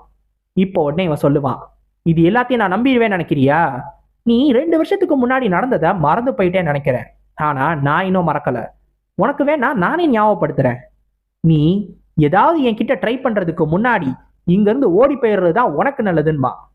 நம்ம ஹீரோ உடனே யோசிப்பான், பீக்ரியமா உண்மையிலேயே இவன் கொஞ்சம் வித்தியாசமா தான் இருக்கான். நம்ம ஹீரோ என்ன யோசிப்பானா, இந்த பீக்ரியம் உண்மையிலே வித்தியாசமா தான் இருக்கு, ஆரம்பத்துல என்ன ஒருத்தன் தாக்குனானே, அந்த லெஃப்ட் ஐல கூட ஒரு ஸ்கார் இருக்கிற ஆளு, என்னோட கிராண்ட்பாவை கொன்ன ஆளு, அவெல்லாம் இப்போதைக்கு என்னால தொடவே முடியாது, ஆனா நான் காட் காம்ல இருந்து அந்த அவுட்டர் ஹால் மாஸ்டர் வரைக்கும் நிறைய பேரை பார்த்திருக்கேன், இப்ப எனக்கு புரியுது இந்த கோச்சான் எதுக்காக இவனை இவ்வளோ ஹைப் பண்ணான்னு, இவன் உண்மையிலே மான்ஸ்டர் தான், இந்த வயசுலயே இவனோட பலம் இந்த அளவுக்கு இருக்கு, என்னால இதை லக்க வச்செல்லாம் அப்படியெல்லாம் ரிசால்வ் பண்ணிட முடியாது, என்னோட ரியாக்ஷன் ஸ்பீடு அவனோட அந்த ரா ஸ்பீடுக்கு எதிராக ஒண்ணுமே பண்ண முடியாது, இந்த மார்ஷியல் ஆர்ட்ஸை கத்துக்கிட்டா என்னாலையும் இவ்வளோ ஸ்ட்ராங்கா மாற முடியுமா என்ன, ஒருவேளை இதை நான் கத்துக்கிட்டேன்னா என்னோட தாத்தாவை கொன்னவனை அப்ப என்னால பழிவாங்க முடியுமா என்ன அப்படின்றத நம்ம ஹீரோ யோசிச்சுட்டு அவனை பார்த்து சொல்லுவான், உண்மையிலே உன்னோட பஞ்சு நல்லா தான் இருந்துச்சு அப்படின்னு. எனது நல்லா இருந்துச்சா, அப்போ உனக்கு இன்னும் நிறைய பஞ்சு தேவைப்படுதுன்னு நினைக்கிறேன், அப்பதான் உனக்கு இது எல்லாமே புரிய வரும் அப்படின்னு சொல்லுவான். நம்ம ஹீரோ உடனே நீ ஏதோ ஒரு விஷயத்த தப்பா புரிஞ்சுக்கிட்டு இருக்க, நீ என்னை நம்ப மாட்ட, அது எனக்கு புரியுதுன்னு சொல்லும் போது, ஆமா நான் உன் வாயில இருந்து வர ஒரு வார்த்தையை கூட நம்ப மாட்டேன்னு இந்த மோக்யூச்சுன்னு சொன்னதும், அப்படியா சே இப்படி போயிடுச்சே, பரவாயில்ல, அப்ப நான் இந்த சீக்ரெட் மேனுவலை எடுத்துக்கொண்டு போய் லேடி சியோக் இல்ல செகண்ட் பிரதர்கிட்ட கொடுத்துட்றேன், அவங்களுக்கு தான் இது தேவைப்படும், கொஞ்சம் யோசிச்சு பாரு, ஒருவேளை ஃபர்ஸ்ட் பிரதரோ செகண்ட் பிரதரோ இவங்க 2 பேர்ல யாராவது ஒருத்தர் மேனர் மாஸ்டர் ஆனா அவங்க 2 பேரும் உன்னை உயிரோட விடுவாங்கன்னு நினைக்கிறியா என்ன, நீ நம்ம அப்பாவுக்கு ரொம்ப பிடிச்ச ஆளு, அதுவும் சக்சஸரா மாற வேண்டிய ஒரு ஆளு, உன்னை சும்மா விடுவாங்கன்னு நினைக்கிறியா என்ன அப்படின்னு கேட்பான். இது கேட்டதும் மோக்யூச்சுன்னு, என்ன இப்ப என்னைய மிரட்டுறியான்னு கேட்கும்போது, தம்பி கொஞ்சம் பொறுமையா யோசிச்சு பாரு, உன்னோட உயிர் இதுல தான் தொங்கிக்கிட்டு இருக்கு, இதை பார்த்தா உனக்கு மிரட்டுற மாதிரி தரலையான்னு கேட்பான். இதை கேட்டதும் மோக்யூச்சோன்னு, நீ யாரு, நீ உண்மையான மோக்யோங் வானா அப்படின்னு கேட்பான். என்ன வேற யாரா இருக்க முடியும், நீ என்னமோ என்னைய பத்தி எல்லாம் தெரிஞ்ச மாதிரி பேசுறியே அப்படின்னு நம்ம ஹீரோ கேட்கும்போது, எனக்கா உன்னை பத்தியா, எனக்கு உன்னை பத்தியெல்லாம் எதுவும் தெரியாது, ஆனா எனக்கு உன்னை பத்தி ஒரு விஷயம் மட்டும் நல்லா தெரியும், நீ 2 வருஷத்துக்கு முன்னாடி என்கிட்ட கேவலமா அடி வாங்கி அதனாலயே என்னை பாக்குறதுக்கே ரொம்ப பயப்பட்ட, நான் எங்க இருந்தாலும் அந்த இடத்துல நீ இருக்கவே மாட்ட, உடனே ஓடி போயிடுவ, அப்படி ஒரு ஆள் தானே நீ அப்படின்னு ரொம்ப நக்கலா கேட்பான். அதை தவிர உனக்கு என்னை பத்தி என்ன தெரியும், நான் என்ன சுச்சுவேஷன்ல இருக்கேன், எனக்கு என்ன பிடிக்கும் என்ன பிடிக்காது, நான் ஏன் மேனர் மாஸ்டர் ஆக வேணாம்னு நினைக்கிறேன், இந்த எந்த கேள்விக்காவது உன்கிட்ட பதில் இருக்கான்னு கேட்பான்.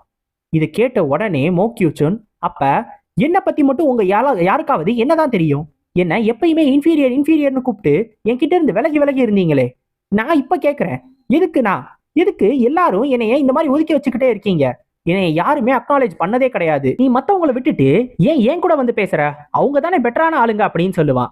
அவங்க பெட்டரான ஆளுங்க தான், ஆனா நீ தான் பெஸ்ட், அதனாலதான் உன்கிட்ட வந்து பேசுறேன்னு நம்ம ஹீரோ சொல்லுவான். இதை கேட்டதும் இந்த மோக்யூச்சுனுக்கு ஒரு மாதிரி ஆயிடும், இத்தனை வருஷமா சின்ன வயசுல இருந்து அவனை யாருமே ஏத்துக்கிட்டதே கிடையாது. இவன் ஒரு இன்ஃபீரியர்னு சொல்லி அவனை எல்லாரும் ஒதுக்கி வச்சுக்கிட்டே தான் இருந்தாங்க. இத்தனை வருஷமா தனிமையிலே தான் இருந்திருக்கான். யாராவது தன்னை ஒரு தடவையாவது அக்னாலேஜ் பண்ணிட மாட்டாங்களா அப்படின்னு அவனுக்கும் ஆசையா இருந்துச்சு. இப்ப அப்படி ஒரு ஆளு அவன் கண்ணு முன்னாடி வந்து நிக்கிறான். அவன் யார் இதை பண்ணவே மாட்டான்னு நினைச்சானோ அவனையும் இவன் அக்னாலேஜ் பண்றான். அது மட்டும் கிடையாது, 2 வருஷத்துக்கு முன்னாடி நடந்த இன்சிடென்ட்டை இவனே மறந்துட்டான். நம்ம ஏன் மறக்க கூடாது, நம்மளும் மாறலாமே அப்படின்னு சொல்லி யோசிச்சுட்டு இந்த மோக்யூச்சுன் இவனை பார்த்து சொல்லுவான். சரி, நான் கேட்குறேன், நீ என்ன சொல்ல வந்தியோ அதை நான் கேட்குறேன். அந்த நெகோசியேஷனை பத்தி என்கிட்ட சொல்லு அப்படின்னு சொல்லுவான். நல்லது, இப்பதான் நீ என் வழிக்கு வந்திருக்க அப்படின்னு சொல்லி நம்ம ஹீரோவும் தனக்கு என்ன வேணுமோ அதை கேட்டுட்டு திரும்பி அவனோட இடத்துக்கு போக ஆரம்பிச்சிருவான். இப்ப கோச்சான் யோசிப்பான், உண்மையிலேயே சூப்பரா பண்ணிட்டாரு. நான் இதை ஏத்துக்கலைனாலும் கண்டிப்பா இவர் உண்மையிலேயே சூப்பரா ஒரு பிளானை போட்டிருக்காரு. எப்படி அந்த மோக்யூச்சனை நம்ப வைக்க போறாரு அப்படின்றத நான் யோசிச்சுக்கிட்டே இருந்தேன்.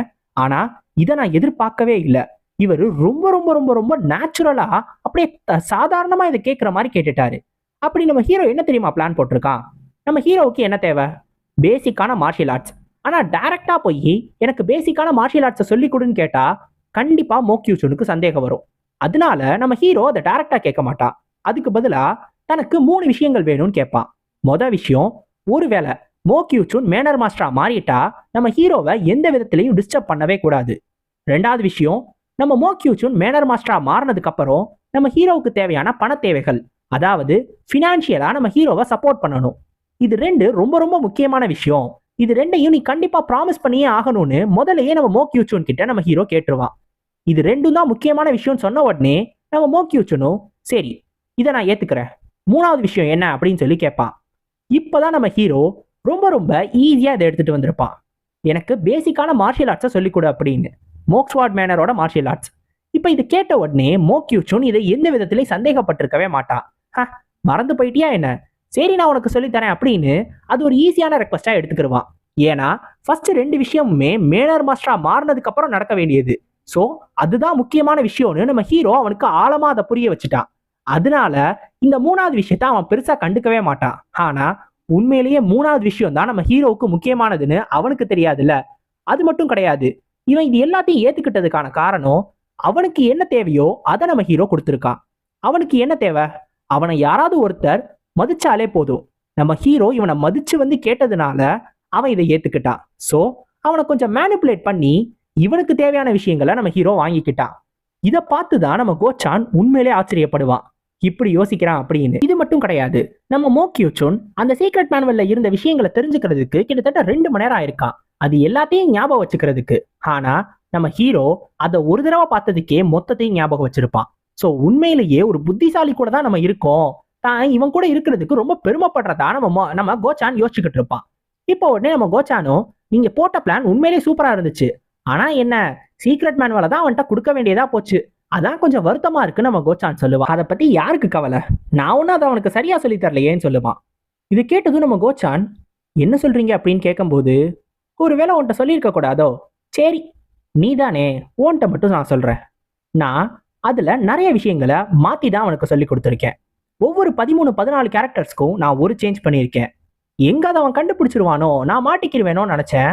ஆனா அதை ஈஸியாவே நான் சமாளிச்சிட்டேன். இப்ப இதை தான் நான் அவனுக்கு சொல்லி கொடுத்துருக்கேன்னு சொன்னதும் நம்ம கோச்சான், ஆனா இப்படி பண்றதுனால அவருக்கு மார்ஷியல் ஆர்ட்ஸ் இனிமேல் பிராக்டிஸ் பண்ண முடியாத நிலைமை வரலாம், ஏன் கீ டிவியேஷன் வரலாம், அதனால அவர் இறந்து கூட போகலாமே அப்படின்னு சொல்லி கேட்பான். இப்ப நம்ம ஹீரோ உடனே அதை பத்தி எனக்கு என்ன கவலை அப்படின்னு கேட்பான். இப்போ நம்ம கோச்சானுக்கு இன்னொரு தடவை புரிய வந்திருக்கோம், அவன் கூட இருக்கிற ஆளு உண்மையிலே புத்திசாலி தான், ஸ்ட்ராங்கஸ்ட் தான், ஆனா அவன் லிட்டரலா ஒரு டீமன். இவன்கிட்ட பகை வச்சுக்கவே கூடாதுன்னு இன்னொரு தடவை நம்ம கோச்சானுக்கு இவன் புரிய வச்சிருக்கான். இப்ப இன்னொரு பக்கம் நமக்கு ஃபீனிக்ஸ் பெவிலியனை காட்டுவாங்க. இந்த ஃபீனிக்ஸ் பெவிலியன்ல ஷாமான் ரிஃப்ளெக்ஷன் ஒருத்தன் அவன் பாட்டுக்கு மெடிடேஷன் பண்ணிக்கிட்டு இருப்பான், ஏதோ ஒரு ரிச்சுவல் மாதிரி ஒண்ணு. இப்ப பெவிலியன் மாஸ்டர் இந்த இடத்துக்கு வருவாரு.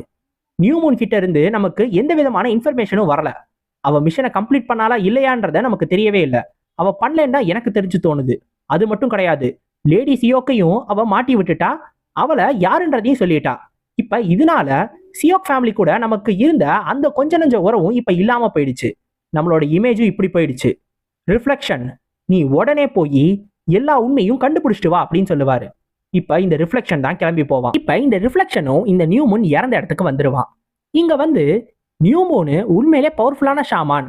அதுவும் இல்லாம ஒரு ஃபெமிலியர் ஸ்பிரிட்டை கண்ட்ரோல் பண்ணக்கூடிய அளவுக்கு கொஞ்சம் பவர்ஃபுல்லான ஷாமான். ஆனா அப்படி ஒரு ஷாமானே இந்த மாதிரி ஒரு நிலைமையில செத்து போயிருக்கா அப்படின்னா கண்டிப்பா ஏதோ நீங்க தப்பா இருக்கு அப்படின்றத புரிஞ்சுக்கிட்டு உடனே இவனும் மந்திரம் எல்லாத்தையும் சொல்ல ஆரம்பிப்பான். இவனும் தொடர்ந்து எல்லா மந்திரத்தையும் சொன்ன உடனே அன்னைக்கு நைட்டு என்ன நடந்துச்சு அப்படின்றது அப்படியே இவனுக்கு வெட்ட வெளிச்சமா தெரிய ஆரம்பிச்சிடும்.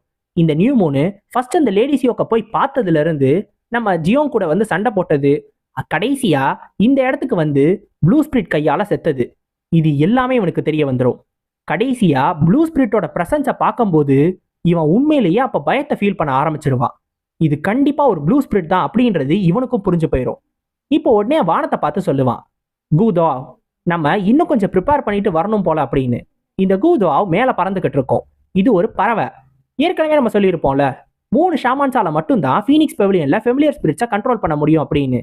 ஒன்னு நியூ மூன், இன்னொன்னு பெவிலியன் மாஸ்டர். அப்ப அந்த 3வது ஆளு இவன் தான், இந்த பறவையை கண்ட்ரோல் பண்றவன்.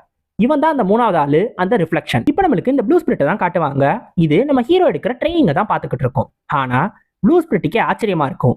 ஏன்னா நம்ம ஹீரோ அந்த டெக்னிக்ல என்னென்னலாம் பண்ணணுமோ அது எல்லாத்தையும் ரொம்ப எக்ஸாக்டா ரீக்ரியேட் பண்ணுவான். அதை அப்படியே இமிட்டேட் பண்ணுவான், எந்த விதமான தப்புமே இல்லாம. நார்மலா ஒருத்தவங்க முறையா மார்ஷியல் ஆர்ட்ஸ் கத்துக்கிறாங்க அப்படின்னா இந்த பேசிக்கான மூமெண்ட்ஸ்ல இருந்து தான் அவங்க அவங்களோட டெக்னிக்ஸை கத்துக்க ஆரம்பிப்பாங்க. ஸோ இது ஒரு சீரீஸ் ஆஃப் மூமெண்ட்ஸ் மாதிரி, வரிசையா அடிச்சுக்கிட்டே அப்படியே நவுந்து போற மாதிரி. இதை கத்துக்க ஆரம்பிச்சுதான் கொஞ்சம் கொஞ்சமா இதுல இருந்து ஒரு வேரியேஷன் கொண்டு வந்து ஸ்வாடை வச்சு சண்டை போட்டு எல்லா மார்ஷியல் ஆர்ட்ஸ் டெக்னிக்கும் வருது. ஸோ இந்த ஒரு பேசிக்கான விஷயத்தை தான் முதல்ல எல்லாருமே பண்ணணும். ஆனா இந்த ஒரு விஷயத்துல நம்ம ரொம்ப ட்ரைனிங் ஆகணும் அப்படின்னாலேயே இதையே நம்ம நிறைய தடவை பண்ணி ஆகணும். இதை பர்ஃபெக்டா பண்றதுக்கே ரொம்ப நிறைய டைம் எடுத்துக்கிறோம். ஆனா நம்ம ஹீரோ அப்படிலாம் பண்ணல. அந்த ஃபர்ஸ்ட் ஃபார்மை தவிர மற்ற எல்லாத்தையும் ரொம்ப பர்ஃபெக்டா எந்த ஆங்கிள் இருக்கணுமோ அந்த ஆங்கிள் அளவுக்கு அப்படியே நுணுக்கமா கொண்டு வருவான். இதை இவன் எப்படி கத்துக்கிட்டான் அப்படின்றது தான் நம்ம ப்ளூ ஸ்பிரிட்டுக்கு புரியல. இப்போதைக்கு நம்ம ஹீரோ பண்ண வேண்டியதெல்லாம் அவனோட மசில்ஸை க்ரோ பண்ணி இதை இன்னும் ஸ்ட்ராங்கரா மட்டும் மாத்தினா போதும். அவனோட மூவ்மெண்ட்ஸோட பவரை மட்டும் இன்க்ரீஸ் பண்ணா போதுமே தவிர அவன்கிட்ட ஸ்பீடுல இருந்து எல்லாமே அப்படியே இருக்கு. அவன் இதை பிராக்டிஸ் பண்ணணும்னு அவசியமே கிடையாது. இவனை கண்டிப்பா ஜீனியஸ்னு தான் கூப்பிட்டாகணும். நம்ம ப்ளூ ஸ்பிரிட் என்ன நினைச்சிருக்கோம்னா நம்ம ஹீரோ இதுகிட்ட வந்து கெஞ்சுவான், அப்புறமா வந்து எல்லாத்தையும் பார்த்துக்கலாம் அப்படின்ற மாதிரி தான் நினைச்சிருக்கோம். அப்படியே ஒருவேளை கெஞ்சி இருந்தாலும் நான் சொல்லிக் கொடுக்க மாட்டேன்னு யோசிக்கும். இல்ல மேபி ஒருவேளை கெஞ்சி இருந்தானா நான் சொல்லி கொடுத்துருக்கலாம் அப்படின்னு இதுவே டக்குன்னு யோசிச்சுட்டு ஐயோ நான் ஏன் இந்த மாதிரிலாம் யோசிக்கிறேன், எனக்கு ஏன் இந்த மாதிரியான தாட்லாம் வருதுன்னு டக்குன்னு தன்னோட தலையை அதுவே பிச்சுக்க ஆரம்பிச்சிருக்கோம். அதுவே மாத்தி யோசிச்சுக்கிட்டு இருக்கோம். இப்ப நம்ம கோச்சான் வருவான். இப்ப நம்ம கோச்சானுக்கு நம்ம ஹீரோ ஒரு வேலை வச்சிருப்பான். நேரா பக்கத்துல இருக்கிற ஊருக்கு போய் அந்த இடத்துல ஒரு விஷயத்த கண்டுபிடிச்சிட்டு வர சொல்லியிருப்பான். அதுவும் ஒரு பேப்பர்ல ஒரு வித்தியாசமான சிம்பிளை மட்டும் எழுதி கொடுத்திருப்பான். இந்த சிம்பிளை நீ நேரடியா போய் இன்டெல் ஆர்கனைசேஷன்ல ஒரு குவெஸ்டா கொடுத்துட்டு வா, அவங்க இதை கண்டுபிடிப்பாங்க அப்படின்னு சொல்லியிருப்பான். இது என்னன்றது நம்ம கோச்சானுக்கு சத்தியமா தெரியாது. இருந்தாலும் நம்ம ஹீரோ சொன்னான்றதுக்காக இந்த இடத்துக்கு வந்திருப்பான். இப்போதைக்கு நம்ம கோச்சானு அவன் என்னென்னலாம் சொல்றானோ அது எல்லாத்தையுமே செய்ய ஆரம்பிச்சுட்டான். அவனுக்கே இது எப்ப நடந்துச்சுன்னு தெரியல. அவன் என்ன சொன்னாலும் இவன் பாட்டுக்கு கேட்டுக்கிட்டே இருக்கான். இருந்தாலும் நம்ம கோச்சானு இதை பத்தியெல்லாம் பெருசா கவலைப்படவே இல்லை. ஏன்னா அவனுக்குன்னு பெருசா கோலே கிடையாது. ஆரம்பத்திலேயே அவனோட ஃபேமிலி அவனை வித்துட்டாங்க. அதுவும் ஆரம்பத்துல இருந்தே அவன் ஒரு அசாசினா தான் ட்ரெயின் ஆயிட்டு இருந்தான். அவனுக்குன்னு அந்த அசாசினேஷன்லயும் பெருசா டேலண்ட் கிடையாது. அதனால சீக்கிரமாவே அவன் அந்த இடத்துல இருந்து வர வேண்டியதா போச்சு. அப்படி வர நேரத்துல தான் இந்த காட்காமோ அந்த அசாசினேஷன் ஆர்கனைசேஷன்ல இருந்து ஓடி வந்தாரு. சோ அவர் கூடவே சேர்ந்து வந்துட்டான். இருந்தாலும் அவர் நல்லவர் இல்ல, அவரும் நம்ம கோச்சானை தான் யூஸ் பண்ணிக்கிறாரு அப்படின்றது கோச்சானுக்கு நல்லாவே தெரியும். இருந்தாலும் வேற வழியே இல்ல, தான் வாழ்ந்துதான் ஆகணும்னு சொல்லி அந்த காட்காம் கூடவே இருந்து அவர் சொன்ன எல்லாத்தையும் கேட்டுக்கிட்டு இருந்தா. அப்பதான் நம்ம ஹீரோவை பார்த்தான். நம்ம ஹீரோவும் அதே மாதிரிதான் தன்னை நடத்துறான். நம்ம ஹீரோவும் தன்னை ஒரு டூலா தான் பாக்குறான்றது நம்ம கோச்சானுக்கு நல்லாவே தெரியும். இருந்தாலும் பெருசா கண்டுக்கவே இல்லை. ஏன்னா நம்ம ஹீரோ ரொம்ப புத்திசாலித்தனமா எல்லாத்தையும் பிளான் பண்றான்ல, எல்லா விஷயங்கள்ல இருந்தும் தப்பிக்கிறான். காட்காமையும் கொண்டுட்டான். அந்த ஒரு காரணத்தினாலதான் தன்னோட லைஃப் இப்படியே போனாலும் பரவாயில்ல அப்படின்னு சொல்லி யோசிச்சுக்கிட்டு இருப்பான். இருந்தாலும் என்னைக்காவது இவன் டக்குன்னு கோவப்பட்டு எங்க தன்னை கொன்றுவானோன்னு நம்ம கோச்சானுக்கு ஒரு பயம் இருந்துகிட்டே இருக்கும். சரி நடக்கிறது நடக்கட்டும் நம்ம கோச்சான் யோசிச்சுக்கிட்டு இருப்பான். இப்ப இந்த இன்ஃபார்மெண்ட்டும் வந்துருவான். எக்ஸ்டர்னல் ஆர்ச்சிட் பெவிலியன் அந்த இடத்துல தான் குவெஸ்ட் போடுறதுக்காக நம்ம கோச்சான் வந்திருக்கான். ஸோ இப்போ இந்த இடத்தோட இன்ஃபார்மெண்ட் தான் வந்திருப்பான். இவன் இந்த இடத்துக்கு வந்து நம்ம கோச்சான் கிட்ட என்ன கதை, நான் உன்னை ரொம்ப நேரம் வெயிட் பண்ண வச்சிட்டேனோ அப்படின்னு அப்படியே குடிச்சிட்டு குறிபோதையிலே வந்திருப்பான். இப்ப அவன் பக்கத்துல ஒரு பொண்ணு வேற இருக்கும். அந்த பொண்ணு இதுதான் எங்க புதுசா வந்திருக்கிற ஆளு, எப்படி இந்த பொண்ணு அழகா இருக்குல்ல அப்படின்னு அவன் வந்து நம்ம கோச்சான் கிட்ட அறிமுகப்படுத்தி வச்சுக்கிட்டு இருப்பான். ஏங்க நான் ஒரு குவெஸ்ட கொண்டு வந்திருக்கேங்க, முதல்ல அந்த பொண்ணை வெளில அனுப்புங்களோன்னே அந்த பொண்ணெல்லாம் என்னால அனுப்ப முடியாது. சரி சரி, நீ சொல்ற, போயிட்டு வா அப்படின்னு அந்த பொண்ணை வெயிட் பண்ணலாம் சொல்லுவான். டக்குன்னு அந்த பொண்ணு கோவப்பட்டு, இதுக்கு மேல என்னால இதை பண்ண முடியாதுன்னு சொல்லி அந்த இருக்கானே அந்த குண்டு பையன் அவனை சப்புன்னு அரைஞ்சிட்டு தன்னோட வேஷத்தை கலைக்க ஆரம்பிக்கும். யாருன்னு சொல்லி அவன் ஆச்சரியப்படுறதுக்குள்ள அவனை கொன்றும் தலையை திருப்பி. இப்ப கொன்ன உடனே நம்ம கோச்சானும் ஐயோ யாருது அப்படின்னு சொல்லி தன்னோட ஸ்வாடை எடுப்பான். இப்ப நம்ம கோச்சானே ஈஸியாவே தடுத்துரும் அந்த டேபிளை தூக்கி போட்டு. உன்னைய பார்த்து ரொம்ப நாள் ஆச்சே, லோ ரேங்கிங் அசாசின் நம்பர் 86 எப்படி இருக்கு அப்படின்னு சொல்லி கேட்கும். இந்த டெக்னிக்கை யூஸ் பண்ண உடனே நம்ம கோச்சான் யோசிப்பான், இது அதுவாச்சே, இது அந்த பொண்ணா அப்படின்னு சொல்லி யோசிச்சுக்கிட்டு இருக்கும்போது இந்த பொண்ணு சொல்லும், நீ என்னைய பார்த்தோன்னே கண்டுபிடிச்சிருவேன்னு நினைச்சேன், ஆனா உன்னால என்னை கண்டுபிடிக்க முடியலையா, எனக்கே கொஞ்சம் வருத்தமா இருக்கு. நம்பர் 86 இல்ல, உன்னை நம்பர் 86னு கூப்பிடக்கூடாதோ மிஸ்டர் கோச்சான் அப்படின்னு சொல்லி இந்த பொண்ணு சொல்லும். இந்த பொண்ணை பார்த்தோன்னே நம்ம கோச்சான் யோசிப்பான், ஹா சேரின், இந்த பொண்ணு 4 கிரேட்டஸ்ட் அசாசினேஷன் ஆர்கனைசேஷன்ல ஒன்னான ஃப்ளையிங் அசாசின் செக்ட் இருக்குல்ல, அந்த ஃப்ளையிங் அசாசின் செக்டோட ஹெட்டு, அந்த ஹெட்டோட ஒரே பேத்தி. இப்ப நம்ம கோச்சானுக்கு என்ன ஆக போகுது, நம்ம கோச்சானையும் இந்த பொண்ணு கொன்றுமா இல்ல கோச்சானை உயிரோட விடுமா? ஒருவேளை கோச்சான் கொன்னுட்டா இப்ப நம்ம ஹீரோ கோச்சானையும் பழிவாங்க வேண்டியதா இருக்கும். ஆனா பழிவாங்குற நிலைமைக்கு போறானான்றது நமக்கு தெரியல. ஒரு பக்கம் ஃப்ளையிங் அசாசின் செக்ட், இன்னொரு பக்கம் ஃபீனிக்ஸ் பெவிலியன்ல இருந்து வந்திருக்கிற அந்த ரிஃப்ளெக்ஷன்ன்ற ஷாமான், இன்னொரு பக்கம் லேடி சியோக்கு, இன்னொரு பக்கம் செகண்ட் யங் மாஸ்டர். இது எல்லாத்தையும் தாண்டி இந்த இடத்துல இருந்து தப்பிச்சு போனா அவங்க கிராண்ட் பாவை கொன்ன அந்த ஒரு ஆளு. இதுல மார்ஷியல் ஆர்ட்ஸ் வேற கத்துக்கணும். நம்ம ஹீரோவுக்கு தலைக்கு மேல பிரச்சனைகள் ஏறிக்கிட்டே போகுது. ஆனா அவனோட புத்திசாலித்தனம் மூலமா அவன் எல்லாத்தையும் குறைச்சிக்கிட்டே வரான். இப்ப எப்படி புத்திசாலித்தனமா யோசிச்சு இது எல்லா பிரச்சனைகளையும் சமாளிக்க போறான்றத நம்ம அடுத்து வர சாப்டர்ஸ்ல பார்ப்போம். ஸோ அடுத்த சாப்டர்ஸ்ல உங்களை சந்திக்கிற வரைக்கும் சைனோரா கைஸ், ஆரிகத்தோ கோசாயிமஸ்.